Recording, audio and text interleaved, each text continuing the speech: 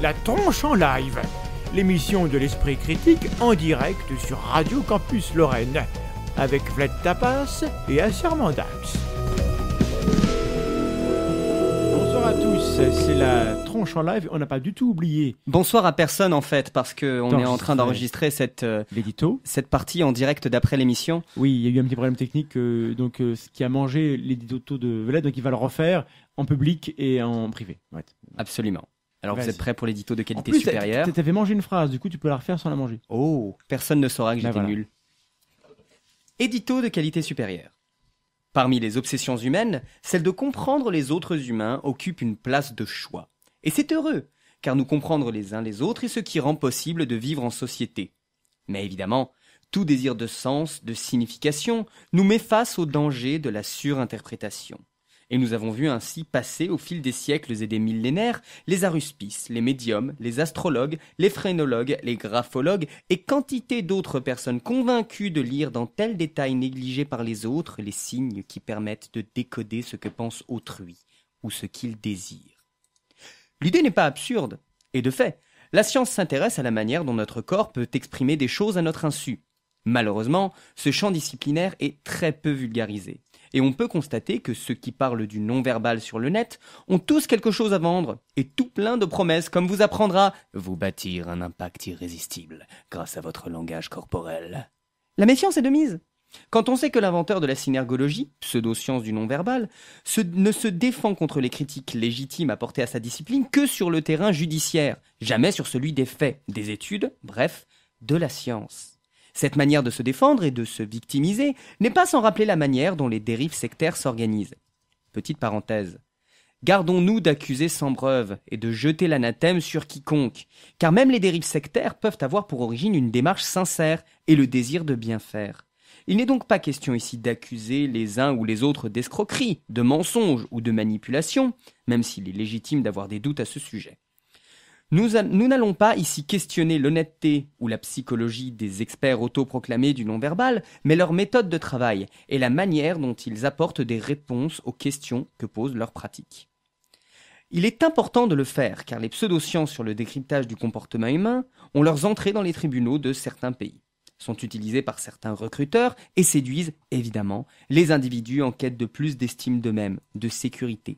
Bref, ces doctrines ont un réel pouvoir, et elles sont potentiellement d'autant plus nocives qu'on ne peut pas prouver ou en réfuter les principes.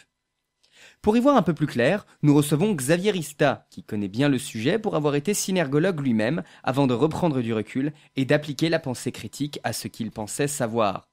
Bonsoir Xavier Rista à rebours. Merci pour cet édito de qualité supérieure. Le verbal était extrêmement florissante et allait voire même au contraire de ce que disait la synergologie. Mince. Donc là, je me suis mis à sérieusement douter, et quand, on va dire, j'ai essayé d'en parler, voire de remettre en cause certaines croyances, d'autres avant moi l'ont fait, même après moi, bon, je me suis un peu heurté à un mur. Donc voilà, j'ai quitté la synergologie maintenant, il y a un peu plus de 3 ans peut-être. J'ai pas les années en tête. Et bref, depuis, je m'évertue en fait à pratiquer de la vulgarisation en fait sur la communication, et notamment la communication non verbale, parce que justement, en fouillant dans la littérature, je me suis rendu compte que c'était très peu vulgarisé, voire mal vulgarisé, et quelquefois même très peu compréhensible. Et donc il y a toute une manne de pseudosciences qui s'est infiltrée là-dedans. D'accord. Donc on va dire que j'essaie de tu vulgarises à travers ton blog, ton site, qui s'appelle Signification. Donc signe comme l'oiseau, signification. Donc on mettra le lien évidemment dans la vidéo. J'adorais la tournure de phrase. J'ai quitté la. Oui. Oh mince, la synergologie. C'est la tournure de phrase, ça me faisait. J'ai quitté la sortologie, je sais pas. Ça m'a évoqué ça. On aura l'occasion d'en reparler, mais c'est vrai que ça, dans la synergologie, c'est beaucoup. Je fais du teasing. Bon, tu adhères à ce que dit la synergologie, ou tu la quittes, quoi. D'accord. Donc, mais j'en garde quand même une bonne expérience. Je ressors pas du tout aigri. J'ai gardé des amis synergologues, avec qui je discute régulièrement, et on discute sans qu'il y ait aucun problème, parce qu'ils ont fait la différence entre critiquer les idées et critiquer les personnes. Et moi, je critique pas du tout les personnes, je critique ce qui est dit.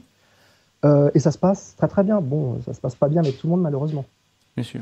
Alors du coup, première partie de l'émission, on va essayer d'abord de définir un peu les termes, parce que les gens qui nous écoutent peut-être ignorent ce qu'est le non-verbal. Moi-même, je ne suis pas expert du tout du domaine, même si on peut s'autoproclamer expert facilement. Oui, des gens commencent à demander si le non-verbal a à voir avec la sémiologie. C'est plutôt le contraire. Oui, ça peut. Alors moi, je ne suis pas du tout expert en sémiologie. Comme je dis, je fais de la vulgarisation. J'ai aucun diplôme, je préfère le dire tout de suite, aucun diplôme en communication. Moi, j'ai fait une fac d'histoire à la base. Donc, moi, je vais vraiment à la littérature et je prends beaucoup de temps pour vérifier mes informations. Ce qui fait que ceux qui me suivent peuvent se rendre compte que je publie des articles quelquefois avec plusieurs semaines d'intervalle. Et pareil pour mes vidéos, parce que je prends énormément de temps pour vérifier mes sources. Voilà. Donc oui, effectivement, il y a un champ non-verbal du côté de la sémiologie. De toute façon, le non-verbal, en gros, c'est essayer de faire du sens à partir de ce qui n'est pas dit. C'est ça? Si je résume. Non, en fait, c'est ce que voudraient nous faire croire les experts. Okay. C'est qu'il y a du sens dans chaque mouvement, notamment le langage corporel. Ce qu'il y a, c'est que le non-verbal, c'est pas que. Alors, j'utilise le mot langage corporel, mais je mettrai une nuance sur le langage corporel. Mais les experts voudraient nous faire croire que la communication non verbale se résume à la communication, au langage corporel. Ce qu'il y a, c'est que il n'y a pas que ça, il y a aussi tout ce qui est intonation de la voix. En fait, la définition, c'est bête à dire, mais le non verbal, c'est tout ce qui n'est pas verbal. À partir du moment où va y avoir l'utilisation du verbe et du langage, là, on est dans le verbal. Donc le non verbal, c'est un petit peu le reste. Ça peut être aussi les odeurs. Ça peut être la couleur que l'on porte au niveau des vêtements. Ça peut être les traces, par exemple les traces de pas, comme les Indiens à l'époque pouvaient suivre ou pister des animaux. Ça, c'était du non-verbal parce qu'ils disaient quelque chose, parce que c'était porteur d'information. Mais ce n'était pas forcément porteur de sens. Et c'est ça toute la différence. La nuance entre information et sens, c'est intéressant. C'est ça. Et donc, alors du coup, on avait évoqué ça, donc je ne sais pas si dans le chat ils en parlent, mais j'aimerais bien du coup te poser la question explicitement. Le langage des signes, c'est verbal ou c'est non verbal? C'est verbal. Pourquoi? C'est verbal puisqu'il y a une grammaire, parce qu'il y a, entre guillemets, une syntaxe. Là, je pense que celui qui pourrait le mieux en parler, je ne sais pas s'il est dans le chat, c'est Linguisticae. Oui. Donc si tu es là, bisous. Mais d'ailleurs, il sera notre invité tôt ou tard parce qu'on a beaucoup de trucs à lui dire. Et exactement, il aura l'occasion d'en parler. Mais voilà, le langage des signes, vu qu'il y a, on va dire, une grammaire spécifique, c'est typiquement du langage parce que chaque signe a une signification, a un sens. Mais oui, pardon, juste par rapport à la petite connaissance que j'ai de la question, oui, on est dans le langage, dans la mesure où la définition principale du langage, c'est justement un ensemble de signes possédant un signifiant défini. D'ailleurs, des éléments qui font partie du non-verbal dans une langue non tonale, c'est-à-dire la hauteur de la voix, vont rentrer dans le champ du langage et du verbal dans une langue tonale, par exemple le chinois. Il me semble que le chinois est une langue tonale. Oui. D'ailleurs, Linguisticae en parle dans une de ses vidéos, justement la dernière vidéo sur l'anglais, où il dit que les mots peuvent avoir un sens différent en fonction de la tonalité que l'on va avoir. Autant dans le français, on est dans le non-verbal, autant dans une langue tonale, on est dans le domaine du verbal. Tonal. J'ai dit quoi? T'as dit non-verbal dans le français? Oui, non tonal, oui, je voulais dire non tonal. C'est moi qui suis malade et c'est Plat qui sait plus ce qu'il dit. C'est terrible. Donc on est tous malades. Donc le langage des signes, en plus, qui est bon. Arrête de te la péter, Loki. C'est pas le sujet, mais voilà. En plus, dans chaque pays, il y a un langage des signes particulier. Donc voilà, c'est quelque chose qui vraiment a une histoire culturelle, alors que a priori le non-verbal, ce serait proche de ce qu'on fait en éthologie, c'est-à-dire la science du comportement animal, c'est-à-dire des choses qui ne sont pas du domaine de la culture. Après, comment on définit culture et pas culture, c'est compliqué, mais bon, de loin à la louche. Je dirais ça. Est-ce que c'est quelque chose qui te parle? De toute façon, la communication non verbale, quand on étudie ça, il est important de bien se rendre compte qu'il y a une importance culturelle. Je pense que tout le monde a en tête, on va dire, l'imagerie qu'on se fait d'un Italien qui, on va dire, fait beaucoup de gestes. au contraire d'un asiatique qui va au contraire limiter ses gestes. Donc effectivement, la culture a un impact. Ça, toute la littérature scientifique sur le sujet s'accorde à dire qu'effectivement, il y a une importance importante de la culture.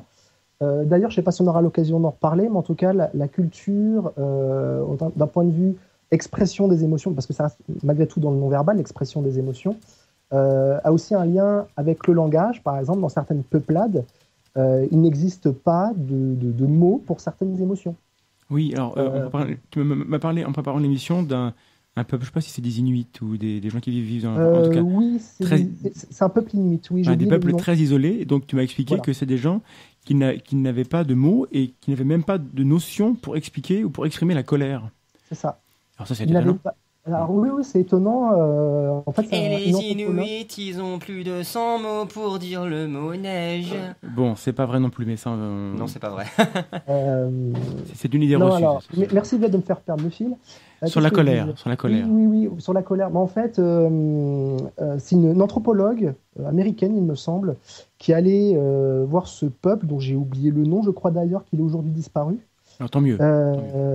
Merci. Et donc, il allait rester, on va dire, un certain temps, à étudier ce peuple qui vit effectivement de manière très très reculée dans un pays, enfin dans une contrée très très froide et très très hostile. Et elle s'est rendue compte qu'effectivement, ce peuple ne connaissait pas la colère, n'avait pas de mots pour la colère. Et il y a une histoire très rigolote là-dessus, c'est quand en fait des touristes sont arrivés dans le village, en demandant à emprunter un canoë pour pouvoir faire du tourisme. Et donc le village ne possédait que 2 canoës et très volontiers ont prêté leur premier canoë. Ces touristes se baladent avec le canoë, coulent le canoë et reviennent au village la bouche en cœur en disant on a coulé votre premier canoë, est-ce que vous nous prêterez le deuxième ? Et donc là, l'anthropologue voit ça et part dans une colère en disant mais c'est pas possible, vous vous rendez pas compte, c'est leur seul moyen de subsistance parce que pendant l'été, c'est grâce à ça qu'ils vont à la pêche, parce que l'hiver, la glace est trop épaisse pour pêcher. Donc, c'est vraiment quelque chose qui est nécessaire à la survie. Et donc, elle part dans une colère, elle se met à les engueuler. Et donc là, il y a tout le peuple qui demande à l'anthropologue de quitter la tribu, pour la simple et bonne raison qu'elle est devenue bizarre et qu'ils ne comprennent pas sa réaction. Voilà, et du coup, c'est peut-être là l'explication de pourquoi ce peuple a disparu. C'est triste, mais voilà. C'est dommage, ça devait être sacrément safe et non oppressif comme endroit. On en parlera, mais pas dans cette émission. Du coup, voilà, c'est hyper intéressant de se rendre compte qu'il y a plein de couches au langage humain. Donc il y a comment on exprime les émotions, etc. Il y a le langage verbal avec la syntaxe et compagnie. Et surtout, il y a beaucoup de croyances dans les médias et un peu partout sur ce que serait, je mets un conditionnel, le langage corporel. Alors, pourquoi donc tu m'as dit que ça n'avait pas de sens de parler de langage corporel. Pourquoi est-ce que ça n'a pas de sens, selon toi ? Ça n'a pas de sens parce que, comme on le disait tout à l'heure, il n'y a pas vraiment de langage non verbal, vu qu'il n'y a pas de sens et de signifiant à tous les gestes. Il n'y a pas, comme voudraient nous faire croire un peu certains, un langage universel du corps. Il y a effectivement, selon les travaux d'Ekman, d'une certaine manière, certaines émotions qui sont universelles, même si il y a quand même des nuances qui dépendent de la culture. Mais un langage universel du corps, non. Et dans ce sens-là, le langage corporel, ça n'a pas forcément grand sens. Alors après, c'est pas grave d'utiliser le terme langage corporel. Alors, moi-même, je l'utilise parce que c'est une habitude, c'est rentré, on va dire, un peu dans le mood. Des chercheurs utilisent le langage corporel, mais ça n'a pas grand sens. Et c'est pour moi aussi un petit conseil que je donne aux auditeurs.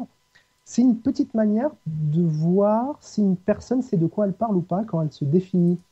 Si la personne se dit expert en langage corporel, vous pouvez commencer à tiquer. Oui. Ou alors c'est un fan de Lie to Me. Ça, on en reparlera de Lie to Me, ça. Ah bon, moi je suis convaincu que tout est absolument vrai. Ces micro-expressions d'une grande subtilité vraiment cachent des informations. Alors, non, par contre, il y a un fond de vérité, parce que Lie to Me se base quand même sur les travaux de Paul Ekman. Donc Paul Ekman, dans les années 60, qui a fait énormément de recherches sur les émotions, c'est lui qui a mis le modèle qu'on utilise la plupart du temps maintenant en science, qui est les 6 modèles des émotions, voire 7 émotions, qui sont la joie, la peur, la colère, la tristesse, le dégoût et la surprise. Et la grippe. La grippe. Le 7e étant le mépris. Le mépris. Les émotions dont on parle généralement, on peut le voir chez les animaux. Mais le mépris, on a un peu de mal à le voir chez les animaux. Parce que, en fait, ces émotions sont liées, on va dire, à des réflexes de survie. Oh, tu prends une tête de chat, c'est terminé. Oui, comment tu prends une tête de chat, voilà. Le chat exprime bien le mépris, c'est vrai. Oui, bon, c'est particulier. De toute façon, le chat, on est tous d'accord que... c'est malfaisant. Voilà. On va voir l'aspect sur le dos avec vos conneries. Et donc, du coup, parmi les idées reçues autour de ce langage corporel, du coup, on va utiliser l'expression en ayant posé ce bémol auparavant. Alors, moi, je ne suis pas du tout versé là-dedans, mais je connaissais plus ou moins le nom de M. Merabian, de loin. Et, oui. Et dans le milieu voilà, du langage corporel sur tous les sites et compagnie, on a cette idée que le langage corporel, c'est tiré de chiffres de M. Merabian qui a publié ça, je ne sais pas d'où, tu vas me le dire. On aurait donc 93% de la communication passerait par le non-verbal chez l'humain. Oui. Alors pourquoi d'où ça vient ces chiffres-là? Alors ça, c'est très rigolo. C'est aussi une autre manière de vérifier que la personne sait de quoi elle parle. Alors moi, c'est mon deuxième détecteur. En fait, quand on lit du Merabian, on se rend compte qu'il n'a jamais dit que 93% de la communication était non-verbale. En fait, il a fait 2 expériences.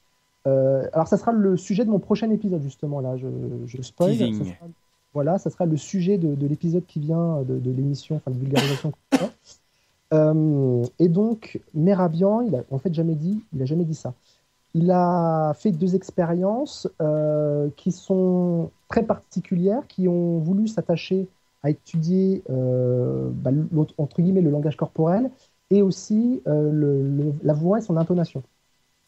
Donc il est arrivé à la conclusion qui a été faite par notamment les médias là-dessus, c'est que si on prenait un camembert qui représente 100% de la communication, 55% de la communication, ça serait de la gestuelle, 38%, ça serait la voix et son intonation, et que 7% pour le discours. Pour le contenu. Ouais, voilà, pour le contenu, pour la forme. Donc, sauf que c'est pas du tout vrai dans les faits. On est bien conscient que, par exemple, si je vous mets dans un contexte de colloque scientifique, les scientifiques, généralement, on a un petit peu rien à foutre de savoir comment le scientifique est habillé, de sa gestuelle, etc. Ce qui compte pour lui, c'est la forme. Donc, ça ne sera pas forcément 93% de la communication. Enfin, quand le scientifique porte une robe, une chemise avec des femmes à poil dessus, comme pour Rosetta, ça... Non, ça jase quand même. Où est-ce qu'on peut acheter cette chemise? Non, arrête, non. Ça n'a pas jasé forcément dans le milieu scientifique, parce que les scientifiques, c'est vrai. Ils ont été là pour... C'est pour dire que, en fait, tu as raison, c'est que le mec, on avait tellement rien à battre qu'il a osé faire ça, alors que dans d'autres milieux, ça marche pas. Donc c'est vrai que cet aspect-là de la communication, dans un contexte scientifique, c'est en effet extrêmement secondaire, quoi. Donc ça dépend du contexte. Et puis surtout, en fait, quand on regarde l'équation, parce que Merabian en fait sort une équation disant que 55 plus 37, plus 38 plus 7, en fait, quand on regarde dans le document originel, on voit qu'il ne parle pas de communication, mais qu'il parle de feeling. En anglais, feeling. Désolé pour mon anglais. Voilà, feeling. Donc, qui veut dire en gros le sentiment, l'émotion. Donc en fait, il parle de ça dans sa fameuse équation. Donc c'est à l'instant T, la voix, l'intonation et les gestes peuvent avoir cet impact-là. Mais de là à résumer toute la communication, surtout quand on connaît le protocole de l'expérience, c'est un peu fort de café. C'est absolument pas vrai. Et est-ce qu'il y a eu des réplications de ce genre d'expérience? Ça a été refait? Alors pas à ma connaissance, il n'y a pas eu forcément de réplication. Ça date de quand? Ça date des années 60, 70, il me semble. Donc ça fait plus de 40 ans qu'il y a cette croyance. Même Merabian lui-même sur son site, à bout d'un moment, a mis un démenti. Bon, je trouve que Merabian a mis quand même beaucoup de temps à faire un démenti, parce que ça a quand même été dans les années 70, qui a été un grand essor dans le domaine, on va dire, baba cool. Il y a énormément de croyances qui sont nées dans ces années-là. Et on utilisait, on va dire, certaines résumés scientifiques, et quelquefois de manière très exagérée, pour vendre des séminaires, etc. Effectivement, ça aide beaucoup les experts en non-verbal. J'ai dit expert, alors on ne me voit pas là. On te verra. On me voit pas, il fait des guillemets avec ses doigts. Je fais des guillemets très bien, refais-le. Voilà, expert. Les R qui met du swag. Voilà. C'est qu'en fait, l'expert va quasiment utiliser tout le temps les chiffres de Mehrabian pour dire aux autres, écoutez, c'est un argument, 93% de votre communication est non-verbale. Donc, vous avez besoin de moi pour ça. Alors que non. L'important, c'est d'avoir confiance en soi, c'est de travailler son discours et de ne pas forcément contrôler ses gestes. Alors, comme autre idée reçue dans le milieu du non-verbal, est-ce qu'il y a des... Enfin, je retourne vers Vlad. Est-ce qu'il y a des réactions dans le chat, des questions pertinentes? Non. Voilà. Bravo le chat. Non, rien de... Non, je suis confus, pas de questions. Pour l'instant, bon. ça parle de photographie avec le livre noir de la psychanalyse. Ah oui, oulala, bon. Oula. C'est un vieux dossier. Du coup, au niveau de la culture populaire, du coup, on a évoqué Lie to Me.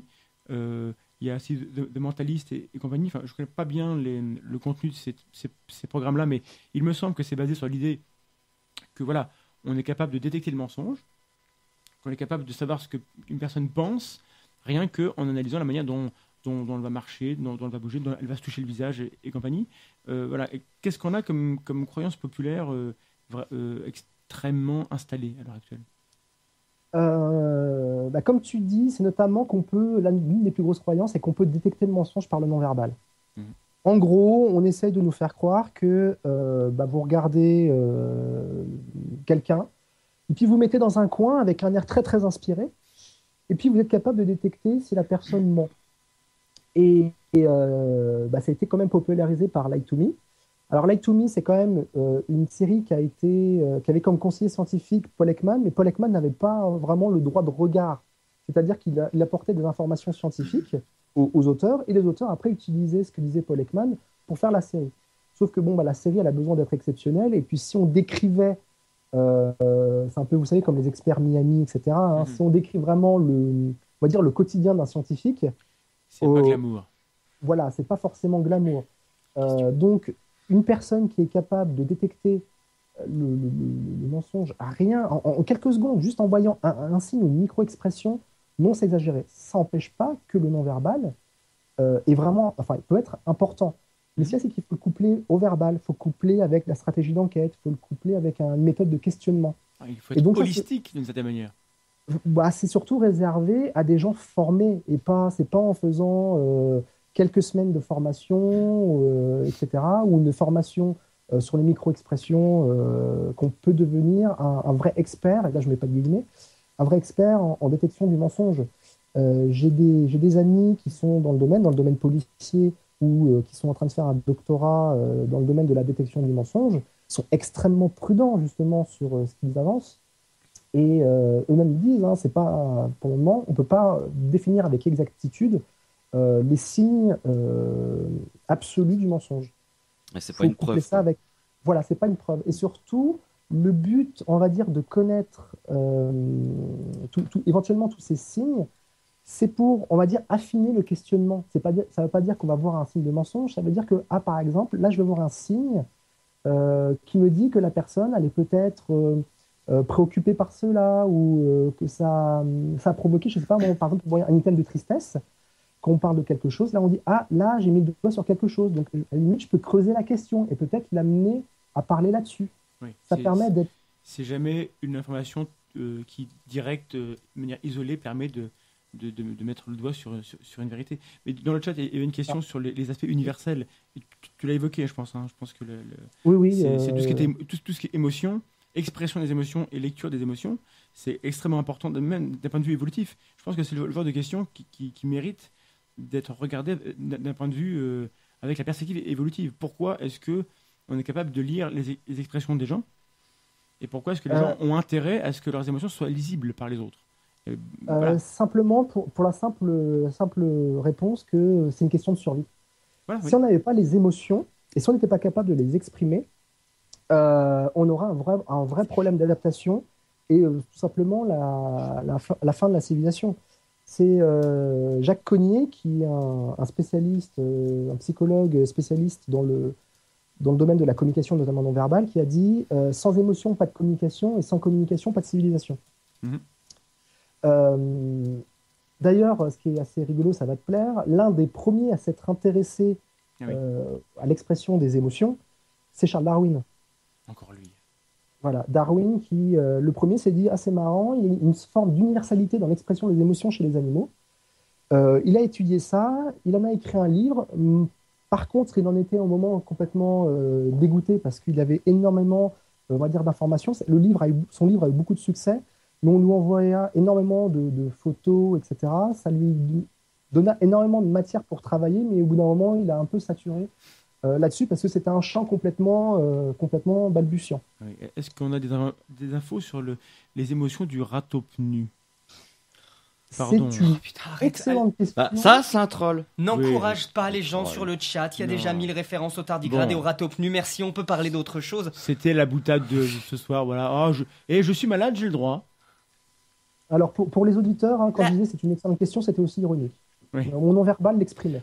Mais voilà, donc l'aspect universel du non-verbal existe, comme tu dis, et ça a une origine dans l'histoire de notre lignée humaine. C'est important qu'on soit capable de lire les émotions de l'autre pour pouvoir y réagir, de pouvoir prévoir son comportement. Donc il n'y a rien d'étonnant à ce que ce soit possible. Mais encore une fois, on est tous experts de cela, en fait. Oui, l'être humain est profondément expert dans le décryptage des intentions et des émotions d'autrui. C'est ça c'est grâce à l'empathie. Voilà. C'est notamment grâce à l'empathie. Et les neurones miroirs. Les neurones miroirs, voilà. Dont j'invite éventuellement les auditeurs. J'ai fait une petite conférence pour l'école centrale sur justement les neurones miroirs, où je décris plusieurs petites expériences qui montrent quelques expériences rigolotes qui ont été faites sur justement les neurones miroirs, les expressions des émotions. Comme par exemple, quand on s'est rendu compte que si certaines personnes, on leur botoxait le front, donc empêchait, on va dire, une certaine expression des émotions au niveau frontal. Donc, au niveau du front, il y a comme émotion la surprise, la peur, la colère qui est éventuellement visible grâce on va dire, aux rides qu'il y a sur le froncement front, du front. Ou le froncement des sourcils, etc.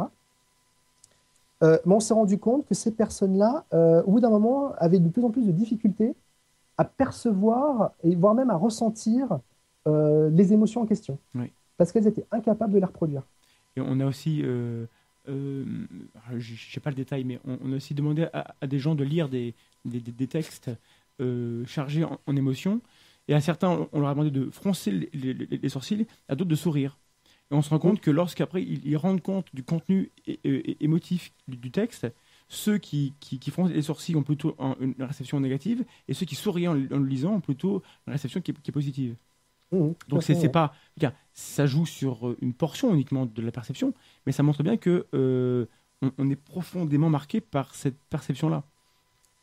Oui, on est marqué et fort heureusement parce qu'il y a beaucoup de gens. Alors à mon époque où j'étais dans la formation et le coaching, beaucoup de gens disaient si je pouvais ne plus ressentir d'émotions. Non, au contraire, l'expression des émotions c'est quelque chose d'assez important. Ça peut causer beaucoup éventuellement de problèmes. De trop réfréner ses émotions. Et au contraire, trop les exprimer, ça peut amener d'autres problèmes. Mais il montrait que d'un point de vue physiologique, en tout cas, il y a un impact. Il y a un gros impact. Donc, tout est poison, rien n'est poison. C'est la dose qui fait le poison. Et les émotions, c'est pareil. Il faut gérer ça. Est-ce qu'il y a d'autres éléments de la culture populaire où on retrouve le non-verbal traité ou maltraité? Oui, alors il y a le croisement des bras, par exemple. Où on vous dit, quand vous êtes en train de préparer un entretien d'embauche, alors surtout, vous évitez de croiser les bras, vous évitez de vous gratter, vous évitez de croiser les jambes. En gros, on vous donne toute une liste de choses à ne pas faire. Puis vous vous retrouvez devant le recruteur, en fait, en mimant quelqu'un que vous n'êtes pas. Croiser les bras, à mon sens, dans la littérature, il n'y a rien qui montre. Alors, je me trompe peut-être, j'attends qu'on montre éventuellement la publication. Ce que disent les pseudo-experts, c'est que si vous croisez les bras, c'est que vous êtes fermé sur vous-même. Donc, c'est un signe de fermeture. Voilà, si vous vous grattez, si vous êtes anxieux, donc anxieux, pas sûr de vous, donc voilà, vous n'êtes pas à la hauteur de la tâche. Il y a même un signe qui vous dit que si vous vous grattez sous la narine gauche, narine gauche, donc là, fait, ouais. Eh bien, vous mentez. Enfin, à coupler avec d'autres items, parce qu'il y a quand même une certaine forme de prudence, hein. Mais ça n'a jamais été vu nulle part dans la littérature scientifique. Mais qui dit c'est vraiment un live très intéressant. C'est la dit-il en se grattant la narine gauche. La synergologie, oui. ça on en reparlera tout à l'heure, Ouais. la synergologie dit qu'elle a un corpus de plusieurs items. Alors ça change tout le temps, des fois il y en a 1600, des fois il y en a 2000, 2800, bon ça change, ça fluctue pas mal. Ouais. Mais en gros, ça dit qu'il y a tout un tas de corpus et que chaque point que vous allez vous micro-démanger ou que vous allez micro-caresser ou vous allez micro-fixer, eh bien en fonction du côté du corps, donc droite ou gauche, et en fonction de la main avec laquelle c'est fait, ça a une signification particulière qu'il faut bien entendu croiser avec d'autres items. Si je fais ça, ça a un sens particulier. Tu me vois pas, mais tu verras pendant le live. C'est je me touche à gauche avec la main droite, mais par-dessus la tête. Ça a un sens particulier. Tu fais un truc du genre comme ça, hein. Ouais. Oui. Ça, c'est par exemple un geste que fait par exemple Fabrice Lucchini. Non, Fabrice Lucchini. Ah oui, d'accord. Voilà. Après, à ma connaissance, il y a encore là aussi aucune étude là-dessus. Il y avait un anthropologue, je crois qu'il était anthropologue, il faudra que je vérifie, qui était Ray Birdwhistell. Mon anglais est pathétique. Non, tu nous l'écriras dans le chat parce que ça c'est. Voilà, donc Ray Birdwhistell, qui a essayé à un moment on va dire, de regarder s'il y avait un langage universel d'un point de vue de la gestuelle. Mm-hmm. Et puis, très humblement, il s'est rendu compte qu'au bout d'un moment, non. Enfin, toutes les recherches qu'il avait fait pendant des années, ça valait pas forcément un sou. Alors, il a fait il a créé ce qu'on appelle la kinésique, qui est, on va dire, l'étude de la gestuelle, mais d'un point de vue scientifique. Mais au bout d'un moment, il s'est dit, non, il n'y a pas d'universalité au niveau des gestes. D'accord. Il y a des gestes culturels qui ont, on va dire, un signifiant d'un point de vue culturel. Même quelquefois dans beaucoup de mondes, enfin de cultures différentes, on a des codes communs. Si par exemple je te fais ça, ouais. Dans la plupart des pays, ça veut dire OK, good. Qu'il me montre son pouce vers le haut. Voilà, je vous montre le pouce. Mais si vous allez, je ne sais pas moi, en Papouasie-Nouvelle-Guinée, qui n'ont pas forcément rencontré, dans des tribus qui n'ont pas forcément rencontré beaucoup d'Occidentaux, vous leur faites ça, ils ne vont pas comprendre. Parce que ça, on va dire, c'est une signification, enfin, c'est un geste qui est issu, je crois, du monde de l'aviation. On dit, OK, pareil, quoi. OK. Aviation ou même de la plongée sous-marine. Aussi, oui, pour l'engin sous-marine, exact.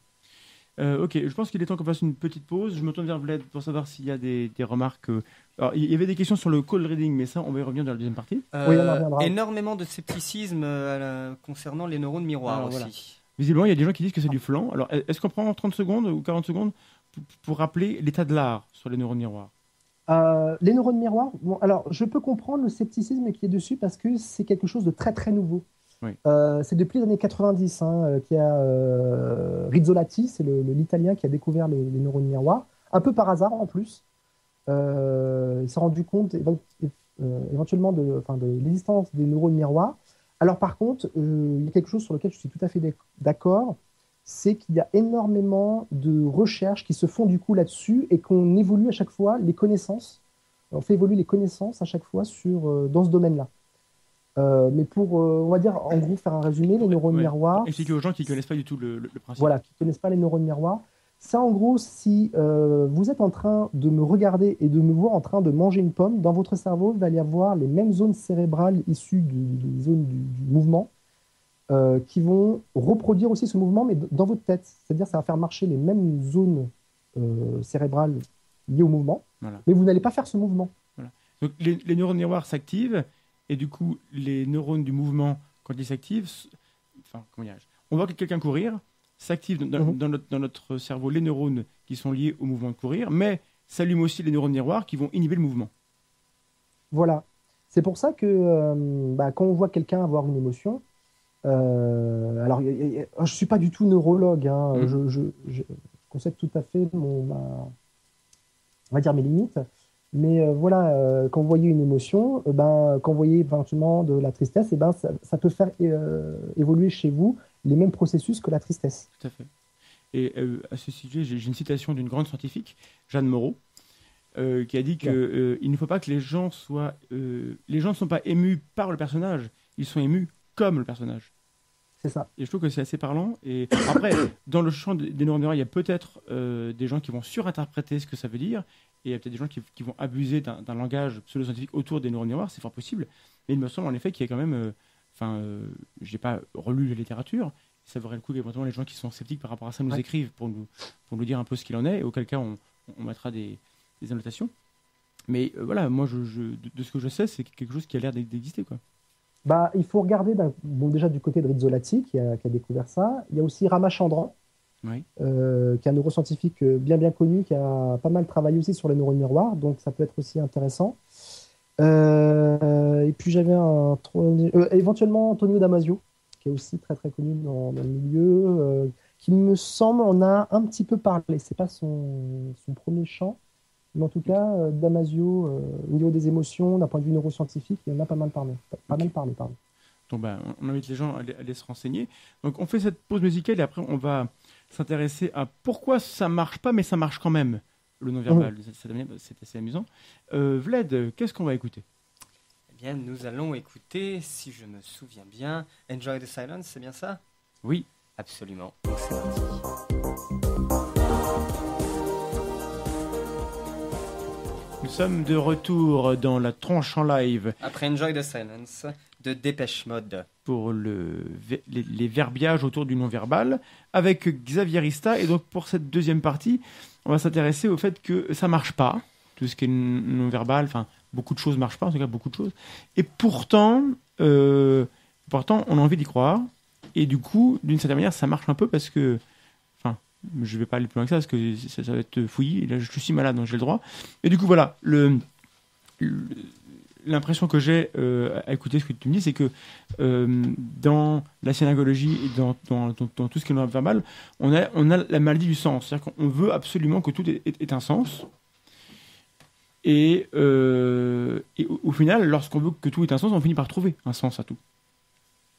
Si tu vois ce que je veux dire. C'est ça. Voilà, merci. C'est ça. Alors après, on parle de la synergologie, mais il n'y a pas que la synergologie. Voilà. Alors en France, on a la chance, je dis la chance d'un point de vue assez ironique, d'avoir quand même quelques pseudosciences qui s'engouffrent dans la brèche de la non-vulgarisation du non-verbal pour justement faire des affirmations extraordinaires. Je pense notamment... je pense que beaucoup de membres du chat doivent connaître Joseph Messinger, avec sa fameuse série de livres, Ces gestes qui vous trahissent, etc. Voilà, il n'y a absolument rien de scientifique dans ce que dit Joseph Messinger. Au contraire, c'est là par contre totalement empirique, c'est basé sur son, on va dire, expérience personnelle. Il va admettre que tel geste, c'est un geste de mensonge parce qu'il l'a vu chez une personnalité, etc. Vu qu'il n'aime pas trop la personnalité ou autre, il va dire voilà, ce signe-là, c'est un signe de mensonge, j'en ai écrit un livre. Ce qui fait que, malheureusement, Joseph Messinger est décédé il y a quelques années, mais il était très très prolifique en termes de livres sur le non-verbal. Il en a publié, je crois, presque une trentaine, et quelquefois avec des livres qui se contredisaient eux-mêmes. Donc, puis, niveau méthode, c'est pas top, quoi, hein? Oui, d'un point de vue méthodologique, c'est pas top, même qu'il n'y a pas grande méthode. La science. Mais pour autant, donc, Joseph Messinger, qui a fondé donc, la programmation neurogestuelle, la PNG, il ne me semble pas avoir vu quelque part qu'il se revendiquait comme scientifique ou qu'il se donnait l'apanage de vouloir faire de la science. Donc, on peut dire que c'est une pseudo-science du non-verbal, mais elle ne cherche pas à se définir comme une science, contrairement à la synergologie. Quand tu prétends que tel geste a telle signification, si tu fais pas de la science, qu'est-ce que tu fais? Je suis étonné. Soit c'est vrai, soit c'est pas vrai. Et si c'est vrai, ça peut se tester.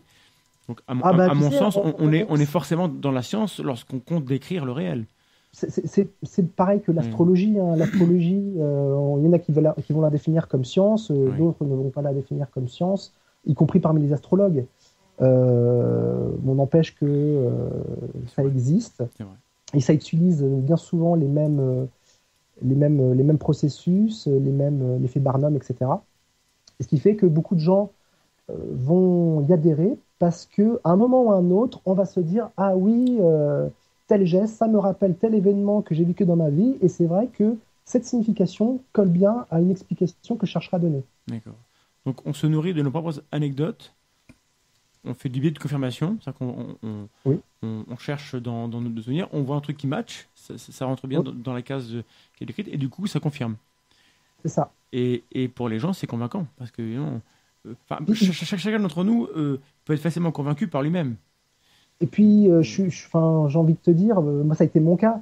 Mais quand on vous dit que voilà, il y a une discipline qui se base sur la science, qui est totalement nouveau, qui est totalement novateur, et qui va vous permettre de savoir ce que les autres pensent, juste en la regardant, bah, ça a quand même quelque chose de séduisant. Moi, à la base, je n'étais pas du tout éveillé, il y a quelques années, au scepticisme et à la scientificité. J'avais l'épistémologie, je ne savais pas ce que c'était. Donc, forcément, quand il y a quelqu'un qui arrive avec un langage issu de la science, et puis on essaie de raccrocher les wagons parce qu'on trouve du sens à ce qu'il peut dire, et puis on se met à faire de l'effet Barnum sans s'en rendre compte. Il faut vraiment s'en rendre compte. Hein. On va dire des choses, des banalités, et les gens vont se reconnaître dedans. Donc l'effet Barnum, pour expliquer aux gens, c'est lorsqu'on fait des phrases banales, comme tu viens de dire, des trucs vagues, volontiers, avec volonté même contradictoire à la limite, de manière à ce que les gens puissent se reconnaître dans ces phrases vagues. Et on a ça à mort dans l'astrologie. On l'appelle aussi parfois effet Forer. Donc, l'effet Forer et l'effet Barnum, c'est un peu différent, mais en gros, c'est la même famille. C'est ça, c'est qu'on a quelque chose de vague, et c'est suffisamment vague pour que on soit très très nombreux à s'y retrouver. Ouais. Et ça, c'est utilisé à plein pot par tout ce qui est astrologie, tout ce qui est médium, et tout ce qui est notamment le cold reading. Est-ce qu'il y a un lien donc, entre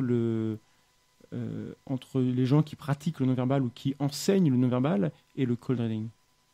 Ça commence. Je m'explique. En fait, le cold reading, c'est surtout utilisé par les mentalistes et les magiciens. Parce que le cold reading, ça reste malgré tout, d'une certaine manière, de la logique. Un peu blanc, vous dites, soit il ne va pas souvent au soleil, ou soit il est peut-être malade. Donc, voilà, vous usez d'affirmations, on va dire, très, très, très, très vagues, et puis après, vous restreignez votre champ de question au fur et à mesure des réactions que va avoir la personne en face.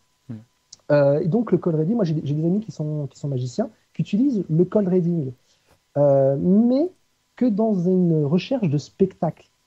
C'est-à-dire qu'ils vont faire du cold reading quand ils sont sur scène, ils vont pratiquer le mentalisme, mais la série The Mentalist a lancé toute une mode, toute une vague de gens qui veulent pratiquer le mentalisme au quotidien, au jour le jour, dans le but de pouvoir manipuler son prochain, de pouvoir facilement se trouver une fille, de pouvoir manipuler son banquier pour un prêt, etc. On est rentré dans une forme de banalisation de quelque chose qui, à la base, est un art de spectacle, qui vise... parce que quand vous allez dans un spectacle, vous payez pour vous faire avoir. C'est un deal qui est convenu avec le magicien. Je sais que je vais me faire avoir, me faire éblouir, mais je paye pour. Sauf que là, le mentalisme, comme on essaie de le vendre dans les bouquins en disant « devenez mentaliste », etc., c'est utiliser des méthodes de manipulation, mais sans le dire aux autres, sans qu'il n'y ait d'accord tacite entre vous et votre victime. Et la question importante, c'est est-ce que ça marche ? Après tout, si les mecs vendent des bouquins pour t'aider à manipuler ton banquier et que ça marche, c'est pas éthique, mais ça marche. Mais est-ce que ça marche ? Il y a des trucs, oui, bien évidemment, il y a des trucs. Après, ce qu'on voit dans la série, que donc Patrick Jane voit une personne et c'est d'entrer qu'elle est coupable ou pas, non, c'est complètement exagéré. Hein, le mentalisme, c'est pas de la magie. Évidemment, il y a des trucs. J'ai des amis mentalistes, mais bien évidemment, ils m'en parlent pas de ces trucs. Mais il y a toujours un truc. C'est pas universel. Déjà, beaucoup, pour avoir côtoyé à un certain moment quelques forums de magie, bon, bah, il y a beaucoup de magiciens qui vont par exemple utiliser de la synergologie ou qui vont utiliser de la programmation neurogestuelle ou toute autre science ou pseudoscience. Des fois, ils peuvent avoir des bonnes sources et des fois, ils peuvent avoir des mauvaises. Mais vu qu'on reste tellement vague, on reste dans un effet Barnum, oui. Le magicien ne se trouve pas bloqué. Hein. Il se trouve rarement bloqué quelque part. Il va vous donner une affirmation, il ne tombe pas dessus, il va rebondir.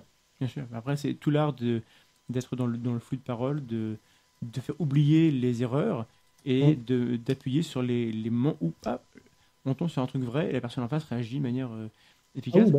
Et ce qui est terrible, c'est que quand les gens veulent que la personne en face d'eux soit capable de lire en elle les oublient toutes les erreurs. Elles vont retenir que les éléments qui ont marché. Et notamment, en particulier, là, on est chez les médiums, mais c'est surtout aux États-Unis, on voit des gens, donc dans des programmes télé, c'est assez terrible, avec une salle en face d'eux, et ils disent voilà, alors j'ai quelqu'un dont le nom commence par un J, c'est toujours par un J, parce que J c'est la lettre qui est la plus présente dans les prénoms. Voilà. Et puis donc il observe un peu les gens, et puis quand quelqu'un réagit, du coup il se tourne vers la personne, voilà, et il va envoyer des guesses comme ça, enfin des conjectures. Et puis sur le lot, il va dire une phrase dans laquelle il y a 4 éléments, et sur les 4 éléments, hop, il y en a un qui marche plus ou moins bien. Du coup, on va oublier les 3 autres. Mais ça, le mec va être capable de le lire par le langage non verbal, entre guillemets, de la personne qui est en face.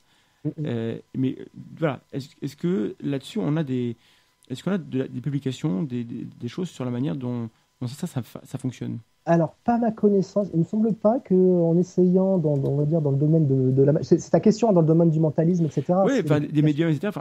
On sait que ça marche. On sait qu'on est capable, lorsqu'on manipule les gens, de voir des micro-expressions, ou pas d'ailleurs, ou d'autres choses. Mais est-ce qu'on sait à quel niveau ça se joue, la lecture des réactions des gens dans le call reading? Alors, pour les micro-expressions, il y a énormément de publications. Par contre, en lien avec le call reading, il ne me semble pas. Après, je peux me tromper. Parce que les publications non verbales, c'est plus de 7000 publications. Oui. Donc, il y a quoi lire, généralement. T'as pas tout lu? J'ai pas tout lu, non. Et toi, tu as tout lu ce qu'il y avait en biologie? Voilà, bon, je charrie parce qu'il y a beaucoup plus en biologie. Mais voilà, en non-verbal, c'est très, très florissant. Et personnellement, je suis absolument pas expert. J'ai fait vraiment qu'effleurer tout ce qui se dit. En tout cas, c'est super passionnant. Oui. Mais est-ce qu'on a des questions du chat? Est-ce que là, je fatigue. Je suis en panique. Il est en train de décéder, le pauvre. Aussi pour moi, je vous rassure. Ah, c'est dur. Pas tellement en ce moment. Il y a une discussion qui a lieu sur Darren Brown. Sur les langues, le langage avec Linguisticae qui est arrivé sur le chat. Ah, bonjour. Qui est en mapic.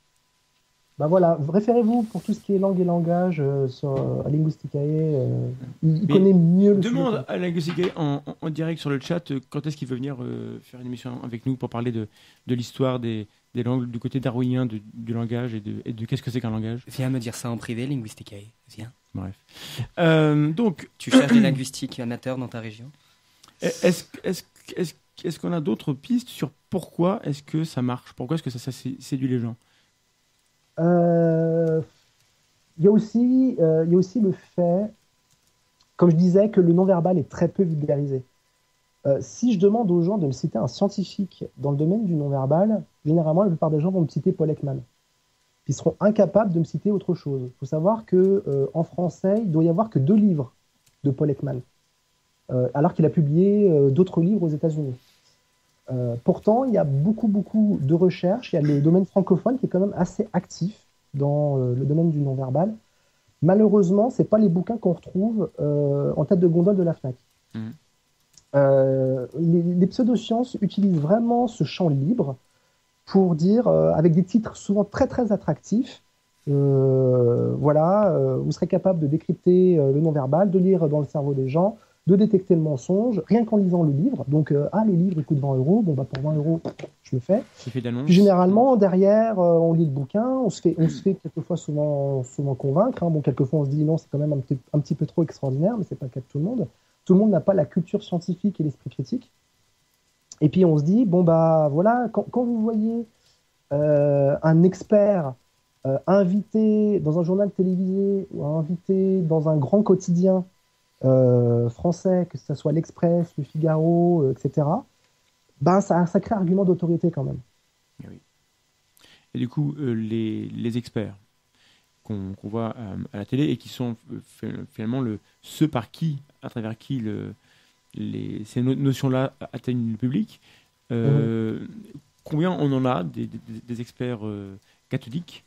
Parce que, en général, c'est le même. Enfin, c'est un petit vivier. Les journalistes et les gens qui programment les émissions ne vont pas se casser la tête et rappellent toujours à peu près la même personne. Donc, j'imagine qu'on doit avoir 4-5 qu'on voit tout le temps à la télé et à la radio. Alors, qui sont-ils? Enfin, sans forcément s'intéresser aux personnes, mais c'est quoi leur profil? Alors, c'est souvent, par contre, les profils, c'est rarement des scientifiques, bizarrement. Moi, j'ai connu, par exemple, des scientifiques qui avant, avaient fait la formation de synergologie. Une grande partie, si ce n'est quasiment la totalité des scientifiques, c'est-à-dire des étudiants en psychologie, etc., parce qu'à la base, c'est surtout des gens qui sont étudiants, ont quitté la synergologie. Après, je ne sais pas du tout pour la PNG ou la PNL, je n'ai pas parlé de la PNL, mais c'est autre chose. La programmation neurolinguistique. Programmation neurolinguistique, qui n'est pas une pseudo-science du non-verbal, mais qui est plutôt une pseudo-science de la communication. Ça, on en parlera dans la troisième partie, les pseudo-sciences. Et quelle était ta question? Je suis désolé, j'ai un peu de mal. Le profil des experts, les gens qui parlent de ça, c'est qui? Alors, c'est généralement des coachs, des formateurs, des personnes qui travaillent éventuellement dans les médias. Quelquefois, c'est des personnes même issues du milieu pseudo-scientifique. Alors, c'est très paradoxal, puisque quelquefois, dans certaines pseudosciences, on cherche à avoir la validité de la science, mais on accueille à bras ouverts certains pseudo-scientifiques. Donc, il peut y avoir fut un temps, il pouvait y avoir des avocats, des juges, des policiers, des politiciens. Donc là, on rentre quand même dans un champ qui commence petit à petit à devenir dangereux, même des fois dans le soin, qui peut devenir dangereux, puisque là, on peut toucher à des secteurs où des personnes ont de responsabilités, mais ils vont fier leur analyse à quelque chose qui n'est pas prouvé. Et je prends un exemple, par exemple, pour des juges ou des avocats, même des policiers. Si on vous dit que ça, c'est un signe de mensonge, donc je fais genre, je me gratte le nez, ça, c'est un signe de mensonge, le policier, s'il n'a pas un minimum de sens critique, il va se dire, si le suspect, je le vois en train de se gratter le nez, voilà, je sens que c'est un menteur. Et il va induire un biais sur tout le reste de son interrogatoire. Oui. Et donc là, c'est vraiment potentiellement très, très dangereux, puisque là, on n'est plus en délit de sale gueule, on a un délit de sale geste. Le délit de sale geste. Je pense qu'il faudrait que ça reste hashtag le délit de sale geste. C'est beaucoup trop long pour un hashtag. Non, j'ai fait un copyright. Ah, d'accord, c'est ça le. Non, je plaisante, mais ça pourrait être le titre d'un de tes bouquins, ça, puisque tu bosses pour faire le délit de sale geste. Je le proposerai à mon co-auteur. Ah, écoute, je veux des royalties sur ce titre. Et donc, Mandax qui n'a pas prononcé la phrase, mais qui a juste eu l'idée de la mettre en titre, c'est ça. Et qui touche des royalties. C'est ça, mais c'est comme Steve Jobs. J'aime bien comme tu donnes le crédit de la phrase. Le génie, c'est celui qui reconnaît l'intérêt d'une chose, c'est pas celui qui par hasard produit quelque chose. Le délit de sale geste, ça fait longtemps que j'utilise, je crois même pas que c'est de moi, c'est pour te dire. Bon, donc c'est de moi. Et tu as parlé des coachs. Est-ce qu'on a beaucoup de coachs qui viennent parler de ça à la télé? Parce que, d'un point de vue naïf, il me semble qu'il y a un sévère conflit d'intérêts. Quelqu'un qui est coach, donc qui vit du fait que les gens croient qu'il est capable de faire ce qu'il prétend, vient à la télé dire oui, en effet, on peut faire des choses comme ça. C'est quand même beaucoup plus embêtant que lorsque c'est un scientifique qui, lui, dont le travail, c'est de vérifier si oui ou non c'est vrai ou faux. Tu vois. Ça s'est passé, tu vois, récemment en plus. Ce conflit d'intérêts. Il y a une émission de radio présentée par Flavie Flamand il y a quelques semaines sur RTL, dont j'ai oublié le nom. De toute façon, j'ai fait un article, mon dernier article que j'ai publié là-dessus, en parle, où il y avait justement 2 coachs. Alors il se trouve que ces 2 coachs, je les connais. Il y a un synergologue et il y a un coach en éloquence que je connais, pour qui j'ai de la sympathie. Mais bon, qui quelquefois n'est pas exempt de dire des bêtises. Mais là, il y a eu clairement un conflit d'intérêts, mais malgré tout, le coach en éloquence était dans son bon droit, puisqu'il ramenait toujours factuellement à des écrits scientifiques certaines affirmations extraordinaires données par le synergologue. Donc on peut être coach, mais avoir une éthique et des références scientifiques. Hein, on ne dit pas le contraire. Oui, donc le coach en éloquence dont je parle, moi, je le connais personnellement, c'est quelqu'un qui a des valeurs. Bon, quelquefois, effectivement, je dis qu'il peut dire des bêtises.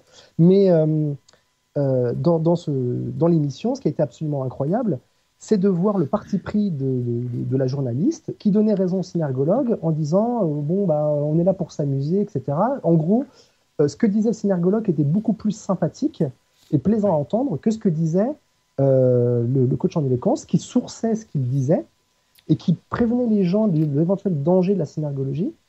Et il en est ressorti malgré tout perdant, alors que sur les faits, c'est pas du tout lui qui avait perdu. Mais c'est le problème des relations entre la pensée critique et les médias. C'est très compliqué. On a une émission qu'on a faite avec les gens du Cortex qui en parlent. Eux, ça leur pose problème. On a Jean-Michel Abrassard qui a participé à C'est mon choix, où il y a peu de temps. Il y avait Florent Martin aussi qui avait fait la même chose avant. C'est toujours un exercice un peu délicat parce que, évidemment, le bon client, c'est pas celui qui vient vous dire arrêtez de rêver, quoi. C'est pas celui qui vous dire attendez, réfléchissez 2 secondes à ce que vous dites. Le bon client, c'est pas celui qui va dire la vérité, c'est celui qui va dire ce que les gens ont envie d'entendre. Voilà. Moi, plusieurs fois, on m'a proposé, j'étais contacté par des journalistes pour des interviews, etc. Et moi, j'ai adopté quelque chose. Ça arrivait avec quelques journalistes qui ont heureusement une éthique. Je leur demandais si je pouvais relire leur article. Mm-hmm. Et après l'interview. Et certains avec qui me disaient il n'y a pas de problème, ça se passait très très bien. Et puis j'ai des choses qui avaient été mal comprises. Et puis d'autres fois, la personne me disait non. Et je sais que ça arrivait quelquefois, alors à l'époque, à des collègues synergologues. Donc déjà que la synergologie dit des bêtises, mais en plus, quand la personne dit des bêtises sur la synergologie, alors des fois, c'était assez drôle. Yo, Doug. Avec un peu de chance, on peut retomber sur la bonne idée. Hein. Oui, celui qui se trompe quand il commet des erreurs peut arriver à faire des choses justes, c'est vrai. Moi, je trouve qu'il est important quand même de commettre des erreurs. Moi, je ne jette pas du tout la pierre aux synergologues, je l'ai été aussi. Alors, je dis synergologue, mais je pense à tous ceux qui font des pseudosciences du non-verbal, parce que j'en connais certains, sont des personnes que j'apprécie et avec qui j'ai des bons contacts, parce qu'on dialogue vraiment sur les idées et pas du tout sur les personnes. Mm-hmm. Moi, j'ai une personne un jour avec qui j'ai dîné, qui fait une pseudoscience du non-verbal, qui m'a dit, mais quand tu critiques ma pseudoscience, tu me critiques moi. Ah oui. Pas du tout. Et ça, j'ai eu beaucoup de mal à lui faire comprendre que moi, je suis totalement ouverte. Je fais d'ailleurs souvent des appels aux synergologues, notamment, parce que c'est vraiment le domaine que je connais le plus, pour venir dialoguer. C'est encore arrivé aujourd'hui. J'ai fait connaissance d'une synergologue très sympathique et absolument ouverte, qui est prêt même à soumettre à des tests avec des amis qui sont doctorants, qui sont chercheurs dans ce domaine-là, pour justement évaluer... se prêter à des expériences, etc. Pour voir si on peut détecter le mensonge avec les méthodes de pas forcément le mensonge. Je vais pas donner des détails sur la personne parce que ça, je tiens à garder quand même son anonymat. Mais voilà, elle a certaines affirmations qu'on peut penser extraordinaires. On est ouvert à l'idée qu'elle puisse nous démontrer qu'elle a raison. D'accord. Mais il faudra qu'elle passe une batterie de test. Alors c'est pas moi qui lui ferai passer, je suis absolument pas scientifique. Okay. Mais en tout cas, j'ai fait le pont sur une bonne communication pour que soit open et qu'elle prenne bien conscience qu'il n'y a absolument aucune critique sur sa personne. Oui. Quand quelqu'un propose quelque chose, il est normal de vouloir tester si c'est vrai ou faux sans jeter l'opprobre sur la personne. On peut se tromper, on peut être de bonne foi et se tromper. Et, tout à fait. Et c'est tout à son honneur à elle d'être dans la démarche de vérifier. Donc c'est très bien. D'autant qu'on n'est pas à l'abri qu'elle puisse avoir raison pour X ou X raison. Donc voilà. Si on se trompe, si toi tu te trompes, et si tu l'apprends, tant mieux, tu auras appris quelque chose. Ça arrive à tout le monde de se tromper. Par contre, moi, ce qui m'énerve vraiment, c'est quand on cherche à balayer son erreur sous le tapis. Ou qu'on fait du cherry picking, c'est-à-dire qu'on va prendre, on va dire, les preuves et les publications qui nous arrangent pour nous dire, tu vois, c'est moi qui ai raison. Mm-hmm. Et ça arrive souvent dans certaines pseudosciences, et pas que dans le non-verbal. On va utiliser vraiment ce qui nous arrange, disant mais tu vois, j'ai raison. Et puis vu que plusieurs personnes n'ont pas forcément la culture scientifique, parce que c'est vraiment très très dur de trouver des informations justes sur le non-verbal. Si vous tapez langage corporel sur Google, sur la première page, vous tomberez quasiment que sur des sites de pseudosciences. Oui. Si vous tapez communication non verbale, vous aurez un petit peu plus de chances de trouver des choses justes, comme par exemple le site lacommunicationnonverbale.com, qui est tenu par un ami qui est doctorant en psychologie, qui lui fait son doctorat sur ce sujet-là. Oui, okay. Mais sinon, voilà, il y a beaucoup de journaux, de sites qui vont mettre la pseudoscience en avant. Puis bon, la personne qui se fie à la première page de Google, elle va croire ce qu'on lui dit parce que c'est très très dur d'avoir un recul critique vu qu'on n'a pas les informations accessibles. Ok, si dans le chat vous avez des questions à poser à notre invité, n'hésitez pas, parce que là je suis au bout de ma vie, là, je ne sais plus quelles questions poser à Xavier sur cette partie. Quelqu'un demande s'il y a des exemples de débordement à cause du langage non verbal. Ça, on a commencé à en parler. Il y a des problèmes, et je pense que notamment, comme on a commencé à en discuter, tout ce qui concerne les problèmes dans les tribunaux, dans lesquels on laisse rentrer le non-verbal, et ce qui pose considérablement problème, je pense que c'est des choses dont on peut parler, là où vraiment on voit les dangers des pseudosciences dans ces cas-là. Et éventuellement, tu peux raconter cette histoire, je crois que c'est au Canada, de ce qui s'est passé par rapport aux tribunaux, justement. Et c'est très révélateur. Alors, c'est très, très révélateur. Alors, c'est une histoire un peu longue, j'ai essayé de faire un résumé. C'était l'an dernier, en mai 2015, je crois. Un journaliste canadien, québécois, a fait une série d'articles sur la communication non verbale et notamment la synergologie, parce que la synergologie, à la base, elle vient du Québec. Elle a été créée par un Français, mais qui vit au Québec. Donc, il a créé sa discipline au Québec. Et puis, au cours de son enquête, il interroge le créateur de la synergologie, qui s'appelle Philippe Turchet. Il est allé se rendre compte aussi auprès de scientifiques qui évoluent dans le domaine du non-verbal. Il est allé les interroger pour savoir, qu'est-ce que dit la science, quel est le consensus scientifique sur la synergologie. Donc, le bilan de tous ces articles, c'est que la synergologie est une pseudo-science du non-verbal. Et qu'il y a des choses qui sont pas très claires, surtout quand on sait que le barreau du Québec, à l'époque, avait dans son catalogue la synergologie, donc aussi bien pour former des avocats, des juges, mais il y avait aussi des policiers qui pouvaient se faire former à la synergologie. D'ailleurs, c'était un argument d'autorité, quand on commençait à étudier la synergologie, on nous disait, voyez comme c'est juste, c'est utilisé dans les tribunaux, c'est utilisé... Alors, c'est pas utilisé dans les tribunaux comme une preuve, mais en gros, les avocats sont formés à ça, d'un point de vue communication. Ils n'utilisent pas ça comme une preuve, mais ils peuvent utiliser ça pour, on va dire, orienter leur questionnement. Et donc, suite à ces articles, il y a eu une mise en demeure du journal par Philippe Turchet, son avocat, qui a dit, voilà, vos articles sont mensongers. Bien entendu que la synergologie a une assise scientifique. Voici d'ailleurs les références scientifiques où sont citées la synergologie. Et donc, là, attendez, parce que plot twist de dingue. Alors là, le plot twist, il est absolument magnifique. Je vous conseille d'aller voir le blog de Danny Plouffe, qui a un blog qui s'appelle Le Sceptique. Donc c'est www.lesceptique.ca, il me semble, ou sceptique.ca, où il a fait tout un article sur ça. Il s'est dit, la synergologie fait une mise en demeure, ça fait tout un pataquès. Lui, à base, il est physicien, mais il connaît très bien la démarche scientifique. Il fait, je vais reprendre tous les articles que cite la synergologie en disant, on est cité dedans, et puis je vais regarder ce qui s'en dit. Sauf que tous les articles ne valident pas la synergologie. Certains même sont très critiques envers la synergologie. Donc, utiliser ça en disant, regardez comme c'est valide, c'est utilisé dans des publications scientifiques pour dire que c'est juste. C'est très rigolo, surtout quand c'est partagé par beaucoup de synergologues en disant aux autres, voyez, on vous ferme votre caquet. Parce qu'il y a beaucoup d'annominem, bien entendu, dans toute cette histoire. Il y a beaucoup d'attaques. J'ai eu des attaques aussi personnelles. On va en parler dans la troisième partie. On en reparlera, voilà. Mais j'utilise ça comme preuve, sauf qu'aucun synergologue n'est allé vérifier par lui-même ce qui se dit dans la littérature. Voilà. D'ailleurs, c'est extrêmement récurrent parce qu'on n'apprend pas l'épistémologie, on n'apprend pas à faire des statistiques, on n'apprend pas à faire de la science quand on fait une formation en synergologie. Et du coup, le fin mot de l'histoire, il s'est passé quoi conséquemment à cet article et à cette défense?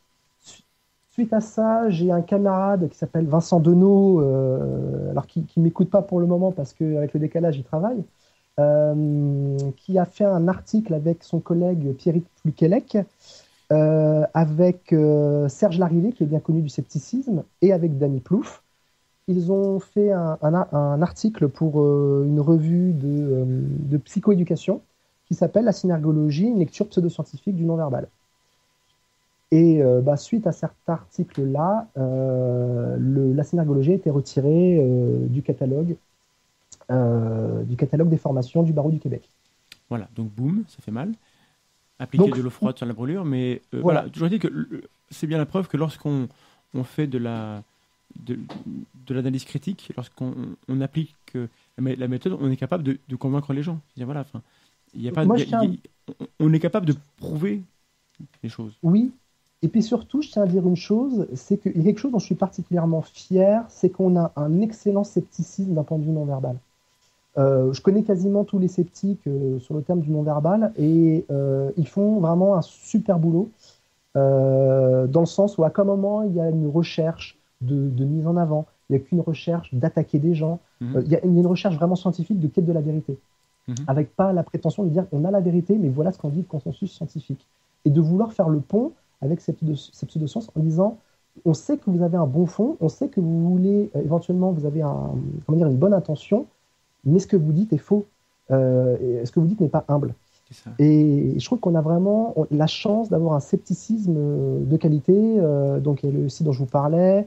Il y a au Québec, donc par Vincent Denot et Pierrick Pluquelec, un centre des sciences du non-verbal qui vient de se monter pour vraiment étudier de manière scientifique toutes les sciences du non-verbal. Parce que la science du non-verbal, on ne peut pas la résumer à une discipline qui est, par exemple, la psychologie. Il y a aussi des termes de linguistique, il y a l'éthologie. Il y a beaucoup de disciplines qui rentrent en ligne. La sociologie, tout rentre en ligne. Mais du coup, ce que tu dis, c'est quand même extrêmement intéressant de savoir que on peut pratiquer un scepticisme et une zététique qui est non oppressive, de cette manière. Exactement. On est capable de... Quand en face, il faut que les gens en face, entre guillemets en face, comprennent que lorsqu'on remet en cause les prétentions d'une discipline, on n'est pas en train d'accuser les gens qui sont dans la discipline de mentir. On ne les traite pas d'idiots, ça. On pense juste qu'ils se trompent. Et c'est arrivé à tout le monde de se tromper au moins une fois dans sa vie. Et c'est pas grave, il faut juste accepter la critique et y répondre. D'ailleurs, c'est une grande preuve de courage, de force de caractère et d'humilité de dire « je me suis trompé par le passé, je le reconnais ». D'ailleurs, je tiens à dire que je me suis trompé et que je le reconnais. C'est bien. À l'époque. Il m'arrive de me tromper encore. C'est bien la preuve de ta grande maturité intellectuelle. Et on va faire une deuxième pause musicale avant de s'intéresser donc à l'aspect pseudo-scientifique et à ce qui peut ressembler un petit peu à des aspects du dérive sectaire, parce qu'on retombe toujours sur les mêmes questions lorsqu'on s'intéresse aux pseudosciences, à savoir quelle est la manière dont ces idées se répandent et comment elles se défendent surtout. Et ça sera intéressant parce que tu pourras nous parler de toi, ton expérience à toi par rapport à la synagogie, comment tu en es sorti et comment les gens ont réagi dans le milieu. Et on va voir que c'est pas tout rose. Vlad. Non. Eh bien, on va faire une pause musicale avec Tears for Fears et on va voir si vous connaissez le morceau, ça m'amuse. Et on va voir si vous voyez un petit peu d'où est-ce qu'on a pu le piocher celui-ci. Ah bon.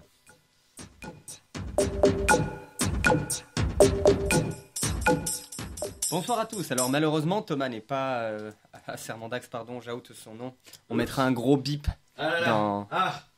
dans le replay. N'est pas encore revenu de ce qu'il avait à faire. Bonsoir, ici Mandax, comment allez-vous? Je suis content d'être de retour. Non, j'ai une meilleure idée, on va plutôt s'intéresser un petit peu à ce qu'est une dérive sectaire. Et du coup Xavier, quelle définition toi donnerais-tu à dérive sectaire pour expliquer pourquoi on va pouvoir associer ça à certaines déviances du non-verbal? Alors la définition que j'aurais, ce sera certainement pas, je pense, la définition officielle.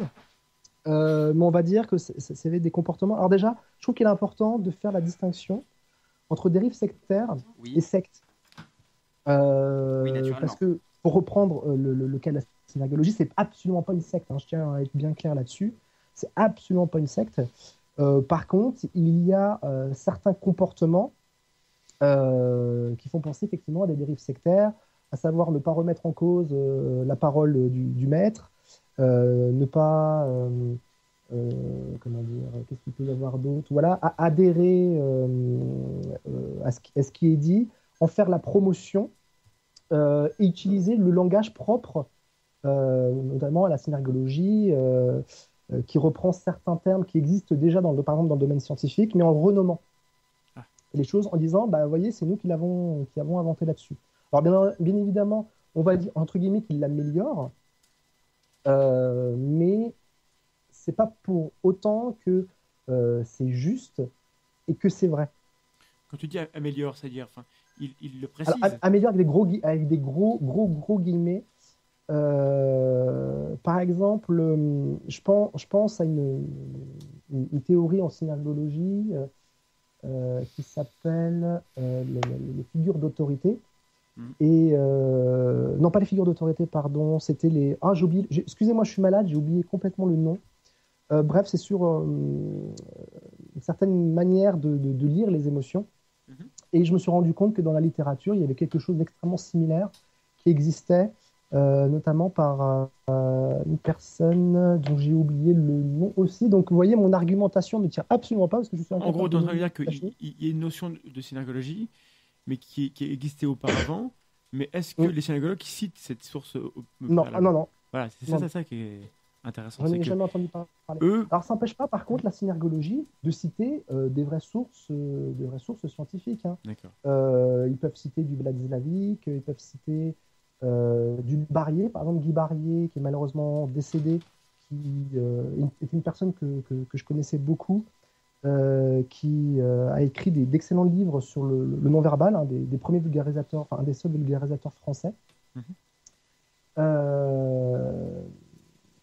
Qui écrivait vraiment des chouettes livres et qui est décédé récemment.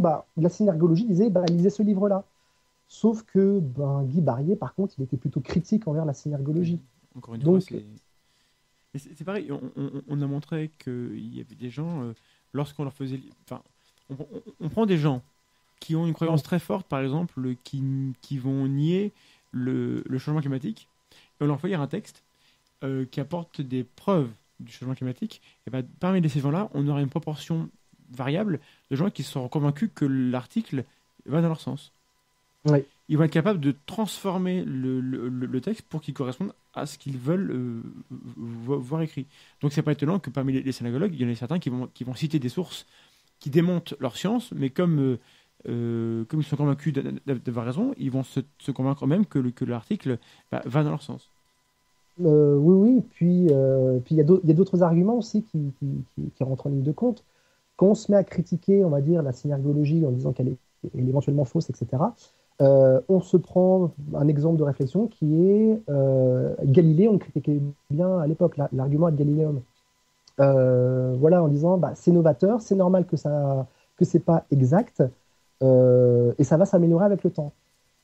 Argument avec lequel je suis en partie d'accord, mais moi j'incite à chaque fois les synergologues quand ils me sortent ça à une extrême prudence. Pourquoi, si vous reconnaissez vous-même que c'est encore imparfait, l'enseignez-vous à des postes à responsabilité? Oui. Je trouve que c'est de la pure inconscience. C'est pas être humble, c'est d'une certaine manière se dire voilà, ça va me donner une certaine assise dans le milieu, c'est quelque chose qui va me servir comme argument d'autorité et argument de vente, parce que c'est malheureux à dire, mais la synergologie reste une marque. Oui. C'est déposé. Voilà, c'est une marque qui est déposée. Quand vous dites synergologie, normalement, il faut mettre un petit R de copyright.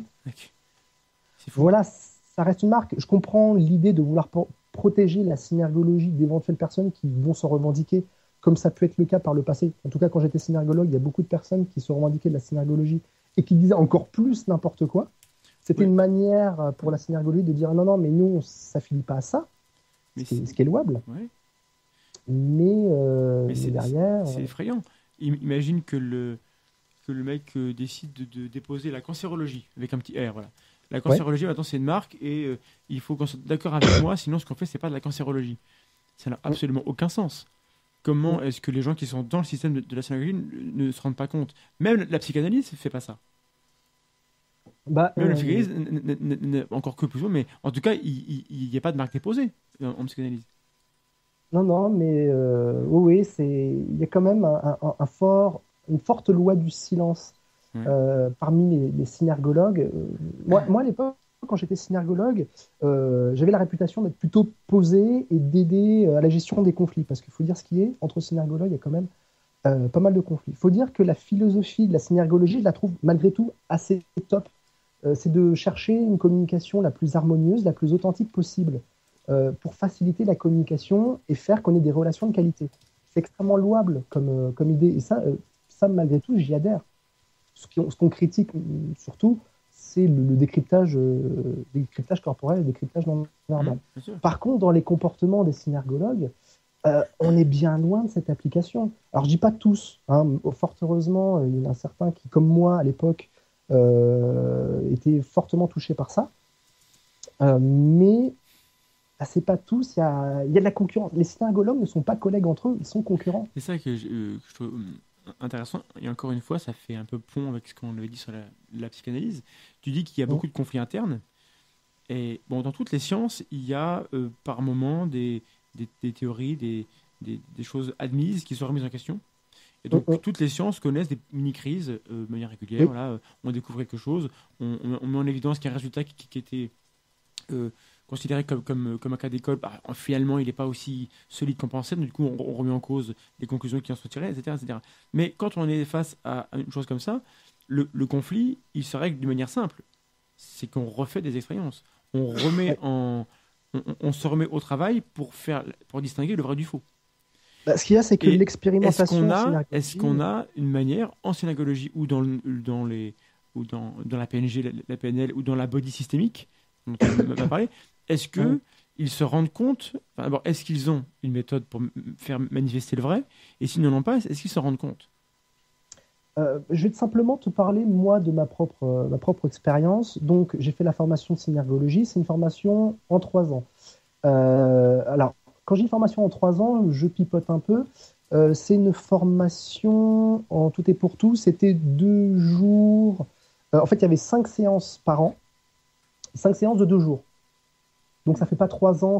J'ai plus le chiffre exact en tête. Ça doit faire peut-être entre 200 et 300 heures de formation. Ok. Voilà. Et donc, à la fin de cette formation, il fallait rendre ce qu'on appelle un rapport d'étape. Rapport d'étape qui était, vous prenez un sujet, alors soit vous faites l'expérience vous-même, par exemple en prenant, on va dire, une 50aine de personnes, vous les filmez, et puis après vous étudiez ces vidéos, ou soit directement vous piochez ces vidéos à la télévision, vous en chopez plein, et puis vous faites votre rapport d'étape, votre analyse là-dessus. Donc moi, à l'époque, on m'avait demandé, si c'était possible, vu que je joue au poker, de faire un rapport d'étape sur le poker. Okay. Donc j'avais fait ça.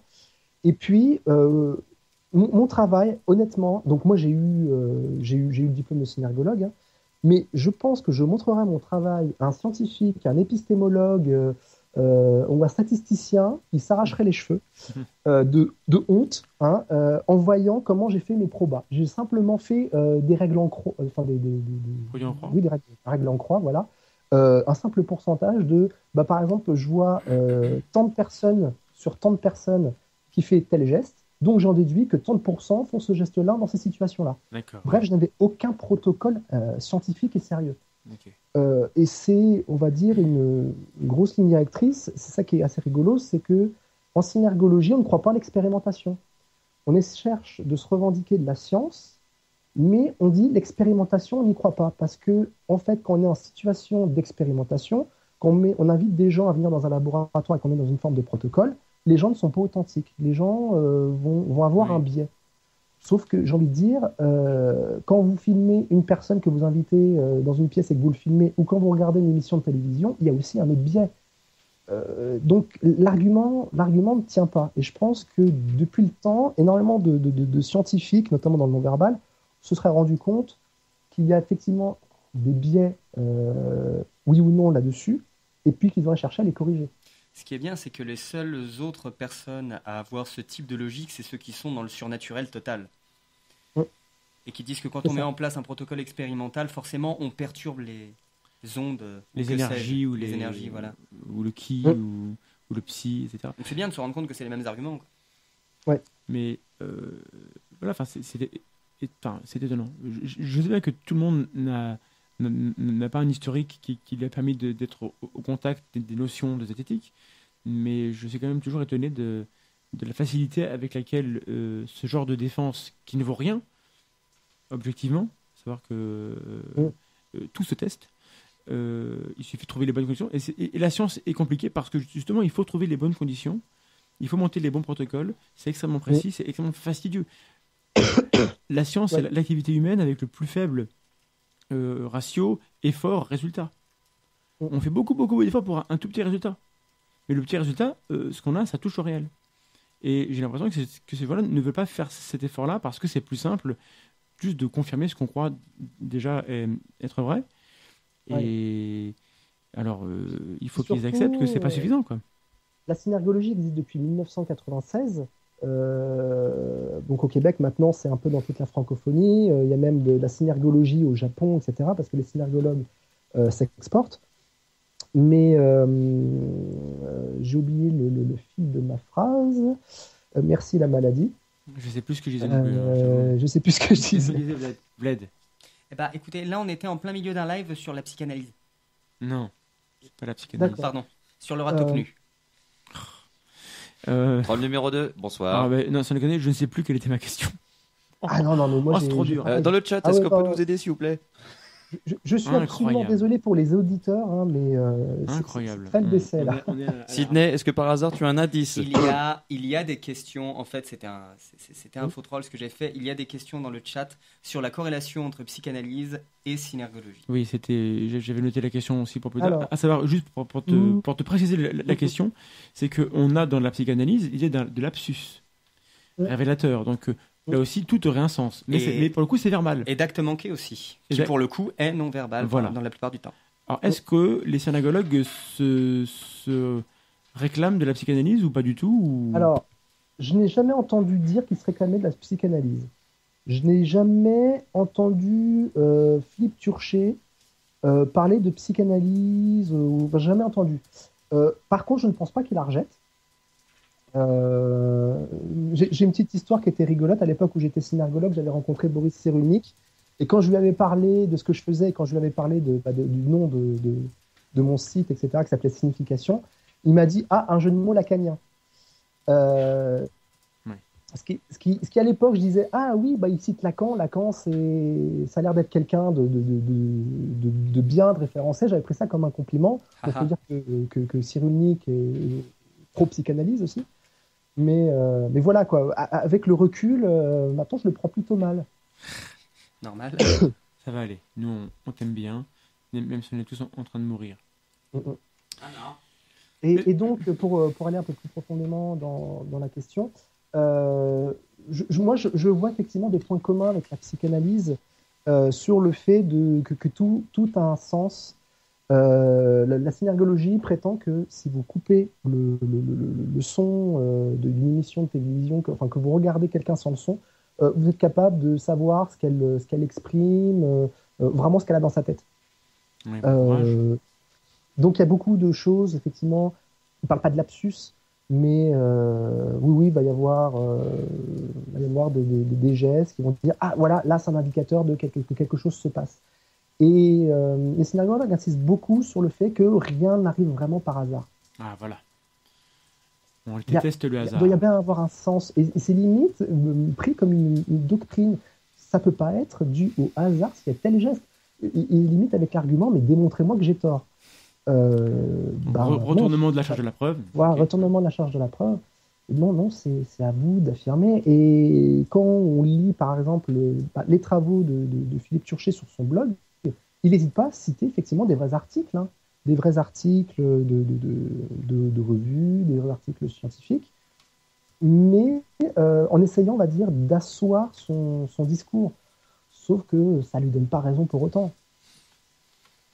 Et du coup, est-ce que par rapport aux autres pseudosciences un peu plus âgées dans les mêmes zones, je pense à la phrénologie, je pense à des choses comme ça qui maintenant n'ont plus cours. C'est des choses qui sont oubliées. La phrénologie, pour rappeler aux gens, c'est ces médecins, c'était des médecins, qui prétendent que dans la forme du crâne, on va retrouver... Crâne. Voilà, il y aura la bosse des maths, il y aura le le sillon, ceci, cela. On va retrouver des traits de caractère dans la forme extérieure du crâne. Comment est-ce que tu sais, et si tu sais pas, je te pose une colle et c'est pas grave, hein, tu m'en veux. Est-ce qu'on sait comment ça a disparu? C'est ça. Parce qu'au final, à l'heure actuelle, tout le monde la sait. La phrénologie, non, voilà. Ça a disparu. Il y a eu pas mal de publications, je pense aussi à l'époque, beaucoup de critiques sur la phrénologie. Il n'y a pas eu que la phrénologie, il y a aussi la physiognomonie. La physiognomonie. Elle est dure à dire sans précédent. Et qu'est-ce que c'est? En fait, c'est l'observation de l'apparence physique d'une personne, notamment, par exemple, les traits du visage. Et puis, grâce à ça, on peut déterminer le caractère, la personnalité. Et ça a donné lieu, par exemple, au racisme scientifique.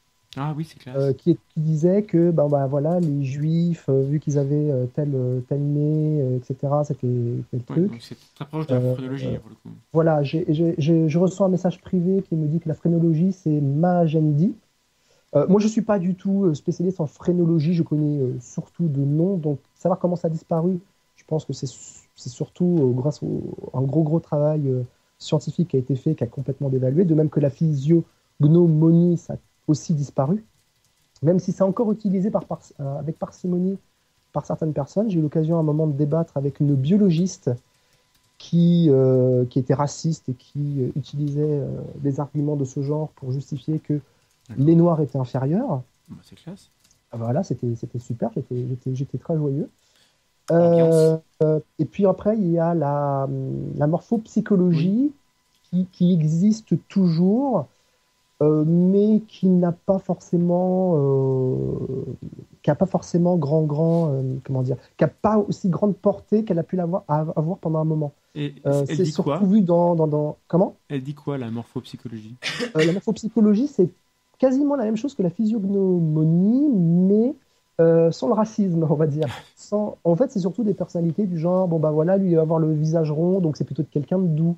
Lui, il va avoir le visage carré, c'est quelqu'un de plutôt énergique. Bon, je dis peut-être des bêtises, j'en sais rien, mais vu que c'est reconnu vraiment universellement que c'est une pseudoscience, ce n'est pas enseigné dans un cursus de psychologie, enfin, je l'espère pas en tout cas. Donc la morphopsychologie, ça ne se voit que dans des bouquins en tête de gondole de la FNAC, ça se voit que dans des magazines genre Psychologie ou Marie-Claire ou Femmes Actuelles, etc. Mais ça se voit encore. Et ça se trouve encore, mais ça a moins d'impact qu'auparavant. Loki, tu voulais intervenir? Oh non, j'allais juste dire que John Wayne Gacy avait un visage rond.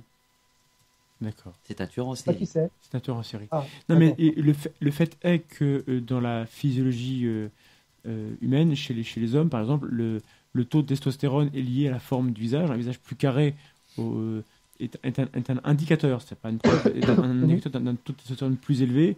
Et on s'est rendu compte que les femmes, en fonction du jour de leur cycle menstruel, en fonction de leur stade, vont préférer un type de visage à un autre. Donc le fait est que oui, il y a bien, la forme du visage est bien un signal que les autres sont capables de percevoir. Donc ça veut dire qu'on peut très bien baser une pseudoscience sur des présupposés qui, eux, peuvent être valides. Ça dépend ce qu'on en fait derrière, ça dépend quelle science on veut leur donner après. Oui, alors on cite tout ça, mais il y a pas mal de disciplines qui à l'époque se revendiquaient de la science, mais qui n'avaient pas forcément, on va dire, l'esprit critique de l'époque, qui ont eu leur petite heure de gloire pour ensuite disparaître. Je sais, alors j'ai pas étudié le cas, mais je sais que Jung avait étudié les types morphologiques. Il y a Emmans qui avait étudié apparemment la caractérologie. Il y avait, alors ça c'est un truc qui est très rigolo, c'est Roger Hermiane qui est un médecin français qui avait fondé la prosopologie, qui est vraiment pas connu, mais en fait quand on lit, alors c'est pas du tout moi qui ai fait la lecture, c'est mon ami Benjamin Elissal qui a écrit un article là-dessus sur la communication non-verbale.com, sur donc Roger Hermiane, la prosopologie. Et ce qui est rigolo, c'est qu'on trouve des similitudes avec le Facial Action Coding System, qui est, on va dire, l'outil développé par Paul Ekman. Hermiane, en fait, avait écrit ce modèle-là bien avant Ekman. Donc pendant un temps, on s'est demandé si Ekman n'avait pas en gros piqué le travail, ou s'était fortement inspiré du travail de Hermiane. Ekman a répondu que pas du tout, il n'était pas du tout au courant que ça existait à l'époque. Mais c'est marrant parce qu'on voit beaucoup de similitudes entre ce qu'a fait Hermiane et Ekman. D'accord. Parce que moi, la question que je me pose, et bon, j'ai pas de réponse et je pense pas qu'on aura de réponse forcément ce soir, mais c'est que on a tendance à juger des théories, etc., à l'aune de ce qu'on sait à l'heure actuelle. Sauf que si on se replace il y a 100 ans, les gens qui croyaient à la phrénologie, ils y croyaient aussi fort que les gens qui aujourd'hui croient à la psychanalyse ou à d'autres choses, ou même à des notions vraies. Parce que ça arrange aussi un discours de l'époque. Qu'on garde, je veux dire, le succès je sais pas moi, de la psychanalyse ou de la synergologie, c'est que ça répond aussi à un questionnement et une mode de l'époque. Bien sûr. Like to Me mentaliste, ça a été une pub magnifique pour les gens de se dire le non-verbal, ça a l'air excellent, détecter le mensonge, avoir des super pouvoirs, etc. Il y a eu un boom, dans les inscriptions, dans les formations de synergologie, etc. Et je pense que à l'époque, il y avait aussi tout un questionnement, voire éventuellement une idéologie raciste qui pouvait plaire et qui a fait le succès de qui a trouvé des justifications scientifiques ou pseudo-scientifiques dans ces disciplines. Mais ce que j'aimerais moi souligner, c'est que les gens qui aujourd'hui, on va dire, croient entre guillemets dans la synergologie ou dans la PNG ou la PNL, il ne faut pas qu'ils oublient que leur conviction à eux, elle n'est pas plus forte que celle des gens qui croyaient dans la phrénologie. Et que la seule distinction entre je veux dire, un cancérologue qui se base sur la littérature pour savoir si oui ou non telle molécule est efficace et la synergologie, c'est que d'un côté, on a un protocole, on a une méthode, on a une démarche pour vérifier ce qu'on sait. Et on remet en question sans arrêt. Et on a un consensus scientifique. Dans la synergologie et dans le normal, il n'y a pas de consensus, que je sache, dis-moi si je me trompe. Et donc ça indique bien qu'à un moment donné, ils doivent se poser la question. Voilà. Il y a un consensus parmi les synergologues. Un truc qui est très rigolo, c'est que quand je faisais ma formation en synergologie, on nous disait la synergologie c'est complètement novateur, ça révolutionne le non-verbal, parce que c'est carrément ce qu'ils disaient un nouveau paradigme, c'est-à-dire qu'on prend tout ce qui a été fait, on va dire, de non-verbal, on va dire les lignes directrices du non-verbal, le consensus scientifique sur le non-verbal, on le jette et nous, synergologues, on réinvente la chose parce qu'on a de meilleures idées. Moi, je ne suis pas contre sur le fait qu'on ait des meilleures idées, encore faut-il le prouver. Et donc, on nous disait quoi ? C'est très pénible le fait d'être malade et de perdre le fil. On nous disait que les synergologues se disaient prêts à passer des tests parmi les scientifiques. Ils demandaient que ça, ils n'attendaient que ça. Et que le protocole serait facile à mettre en place. Les scientifiques montreraient plusieurs vidéos de mensonges, etc. Et puis, plusieurs synergologues seront là en train de regarder les vidéos, en train de dire mensonge ou pas mensonge, ce qui validerait. Sauf que dans les faits, c'est absolument pas ça qu'on voit.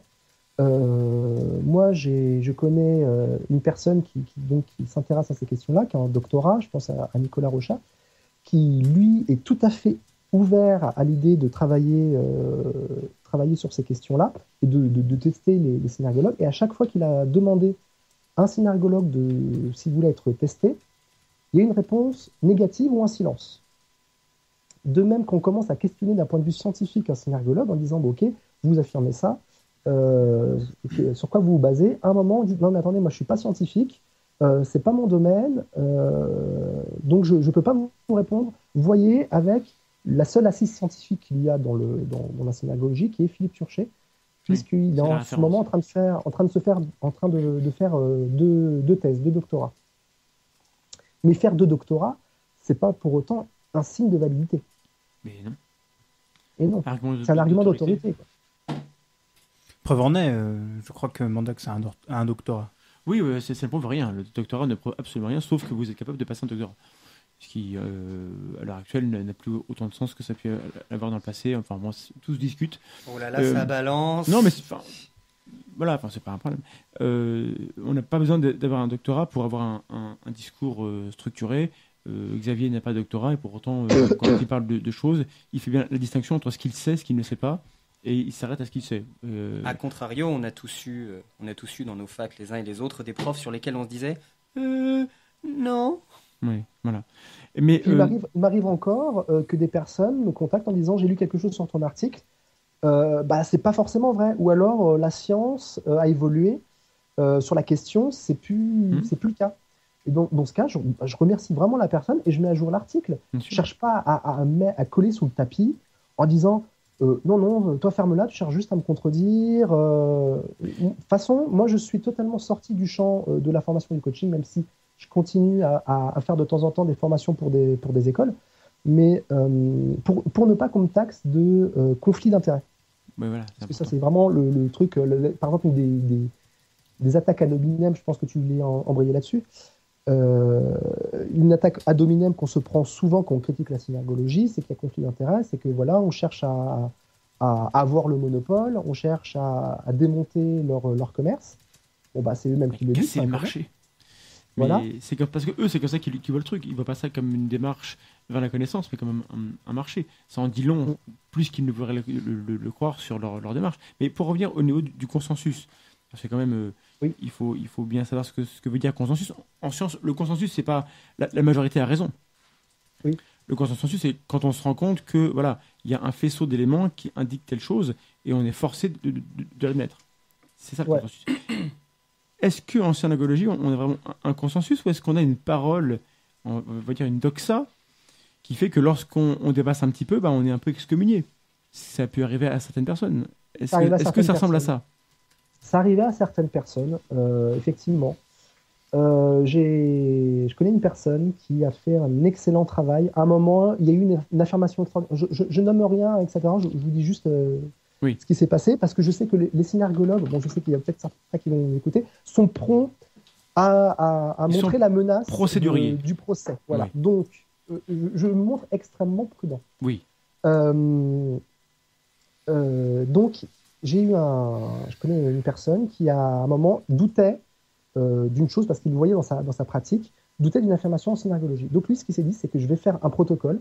Je vais faire ce protocole en partenariat avec une université, avec un étudiant qui est en master ou doctorat, je ne sais plus ce qu'il était à l'époque, et sous la supervision d'un professeur de l'université reconnu. Donc, vraiment, le truc carré. Son rapport d'étape faisait 130 pages. Pas mal. Un protocole béton, les bonnes stats, etc. Et donc, il arrive en finalité à dire cette affirmation extraordinaire ne fonctionne pas. C'est validé, je viens de démontrer que ce que vous prétendez là est faux, n'est pas vrai. Okay. Il s'est fait incendier. Quand je vous dis s'est fait incendier, on lui a dit, et ça c'était limite un gros consensus, j'étais absolument effaré de voir le consensus qu'il y a eu. Là, j'utilise le terme consensus pour parler de la parole qu'il y a eu la majorité des synergologues, en disant oui, mais ce qu'il a fait, c'est de la psychologie, c'est pas de la synergologie. Donc, quand une discipline commence à fonder ses propres critères de validité, elle commence à s'auto-valider très facilement d'elle-même. Il m'envoie un message privé en me disant qu'il n'y a plus de secret publié dessus. Donc voilà, c'était sur la théorie des faux noms. Sur les faux noms, en fait, en synergologie, on dit que quand vous faites nom de la tête, si vous partez en premier, vous faites un faux nom en partant en premier avec la tête qui part à gauche, c'est un vrai nom. Si vous partez avec la droite, c'est un faux nom. Voilà, grosso modo. Bon, après, Turchet a remis énormément de nuances qui a rendu le truc complètement incompréhensible. Parce que, effectivement, suite à l'étude de Benjamin, s'est trouvé que il fallait qu'il revoie sa théorie. Et moi, j'étais quand même assez abasourdi du traitement qui a été fait de ça. Et j'ai eu beaucoup de synergologues qui sont venus me voir quand même à la fin en me disant ouais, c'est quand même terrible ce qui s'est passé, c'est pas normal, quand même, le papier, il est pas mal. Et moi, je leur ai dit, mais il faut le dire, parce que moi, j'ai quand même ouvert ma gueule. Mais il faut quand même les gens et j'étais le seul à ouvrir ma gueule. Les gens ont peur du retour de bâton lorsqu'ils critiquent la parole officielle. Totalement.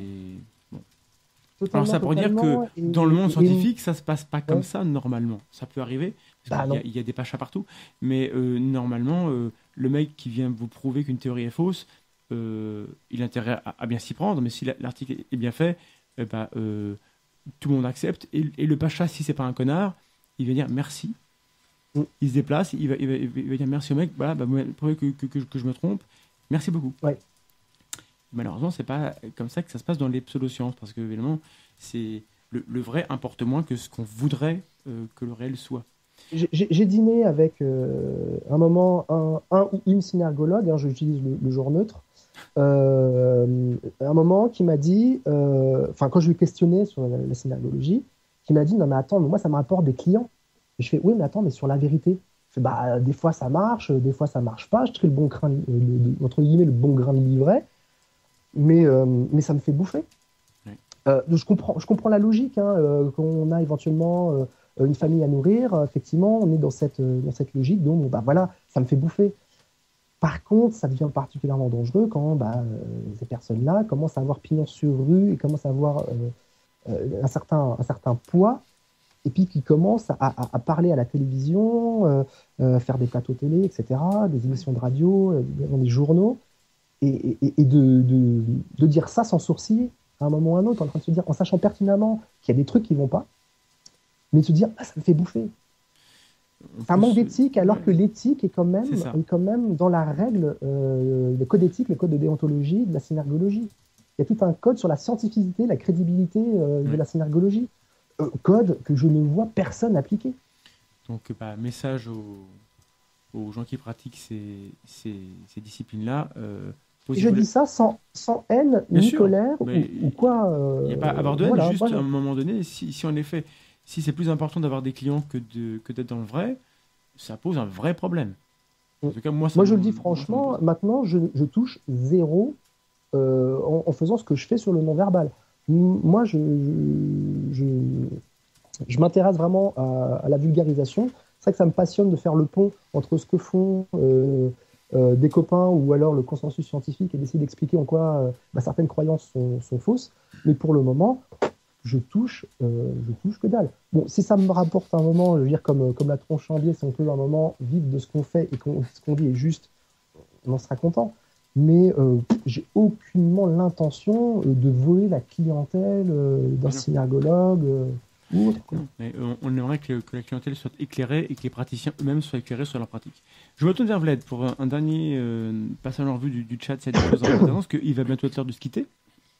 Eh bien, mis à part des gens qui s'étonnent du fait que tu sembles dîner très très souvent. Xavier. Est-ce que je quoi ? Que dîne beaucoup. Voilà. Du verbe dîner. Je dîne beaucoup. Parce que tu as dit que tu avais dîné avec un synergologue. Et que tu dînais avec d'autres personnes, que tu dînais. Voilà. Donc je précise aux gens que tu as beaucoup d'amis et que tu dînes au moins une fois par jour. C'est fou. Dingue. C'était la remarque intelligente. Alors les gens, soit je suis très malade, soit ce que vous dites n'a aucun sens. Je ne comprends rien. Un peu des deux. Ouais, mais voilà, je ne cherche pas beaucoup. C'est pas... Donc je pense qu'il est temps de s'intéresser au mot de la fin. Est-ce qu'il y a un élément crucial, vraiment saillant, dans ce que tu es venu nous dire ce soir, que tu veux répéter ou que tu veux dire, parce qu'on n'aura pas le temps de le dire. Alors faire de l'esprit, pour moi, ça va être dur vu mon état actuel. J'ai pas dit faire de l'esprit, j'ai dit un... Non, mais en gros, un dernier mot. Ayez une grande méfiance, parce que les sources, en tout cas ce qu'on peut voir sur le non-verbal, notamment sur Internet et dans les médias, à 90-95%, c'est pseudo-scientifique. Voilà. Donc, il faut être très, très, très, très, très méfiant, ne pas hésiter à faire des recherches. Il y a le magazine, le site internet, par exemple, Charlatan. .info, je crois. .info, voilà, qui a fait un dossier qui est pas mal sur la synergologie. On n'a pas parlé de la PNL, la programmation neurolinguistique, mais ça, c'est encore un truc qui a une énorme influence. Et là, par contre, c'est plutôt dans le monde entier, parce qu'aux États-Unis, c'est très très influent et les gens utilisent la PNL comme si c'était un remède miracle à la communication. Oui. Sauf que ça a été débunké depuis belle lurette, et puis notamment certaines croyances sur. Parce que la PNL utilise certains éléments non-verbaux, comme regarder en haut à droite, regarder en haut à gauche, qui ont une signification. Genre, vous regardez en haut à gauche, vous vous souvenez, vous regardez en haut à droite, vous imaginez. Donc le menteur va regarder en haut à droite. Ça. Voilà, ça c'est complètement faux. Bah oui. Ça a été débunké depuis 20 ans, sauf qu'il y a beaucoup de gens qui font de la PNL qui continuent de pratiquer. Mais pas tous, il y en a quand même qui sont assez critiques. D'ailleurs, l'article Wikipédia sur la PNL qui est plutôt critique sur ce qui est fait, est écrit par un praticien PNL. Donc la personne avait quand même un bon regard sur sa propre discipline. Étonnant. Bien, je pense qu'on va s'arrêter là. Absolument. Alors, je vous invite à être des nôtres dans 15 jours, ce sera le 8 mars. Nous recevrons Nicolas Vivant, qui est membre de l'Observatoire zététique et qui est l'un de ceux qui est au contact avec les tenants de telle thèse pour tester avec eux, pour mettre en place des protocoles. Donc, on va parler avec lui de la zététique de terrain.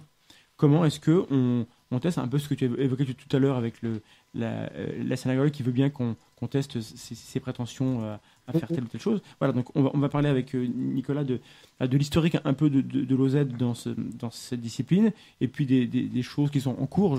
Je sais qu'il a un protocole qui est en cours de mise au point. Voilà, on parlera de ça. Qu'est-ce qu'on a d'autre comme info? Je crois que c'est à peu près tout. Vlad? C'est tout.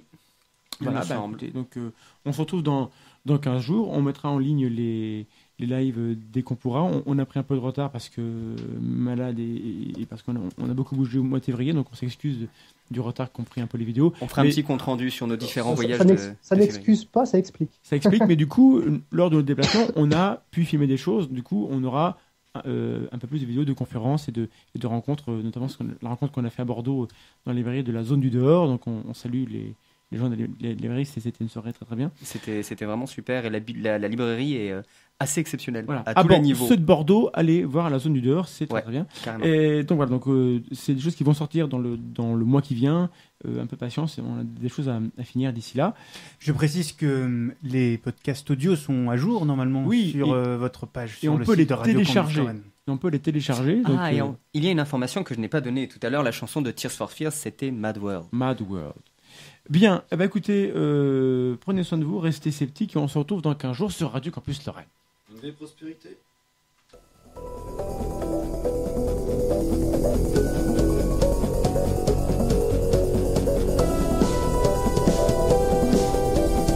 La tronche en live, l'émission de l'esprit critique en direct sur Radio Campus Lorraine, avec Vlad Tapas et Assermandax.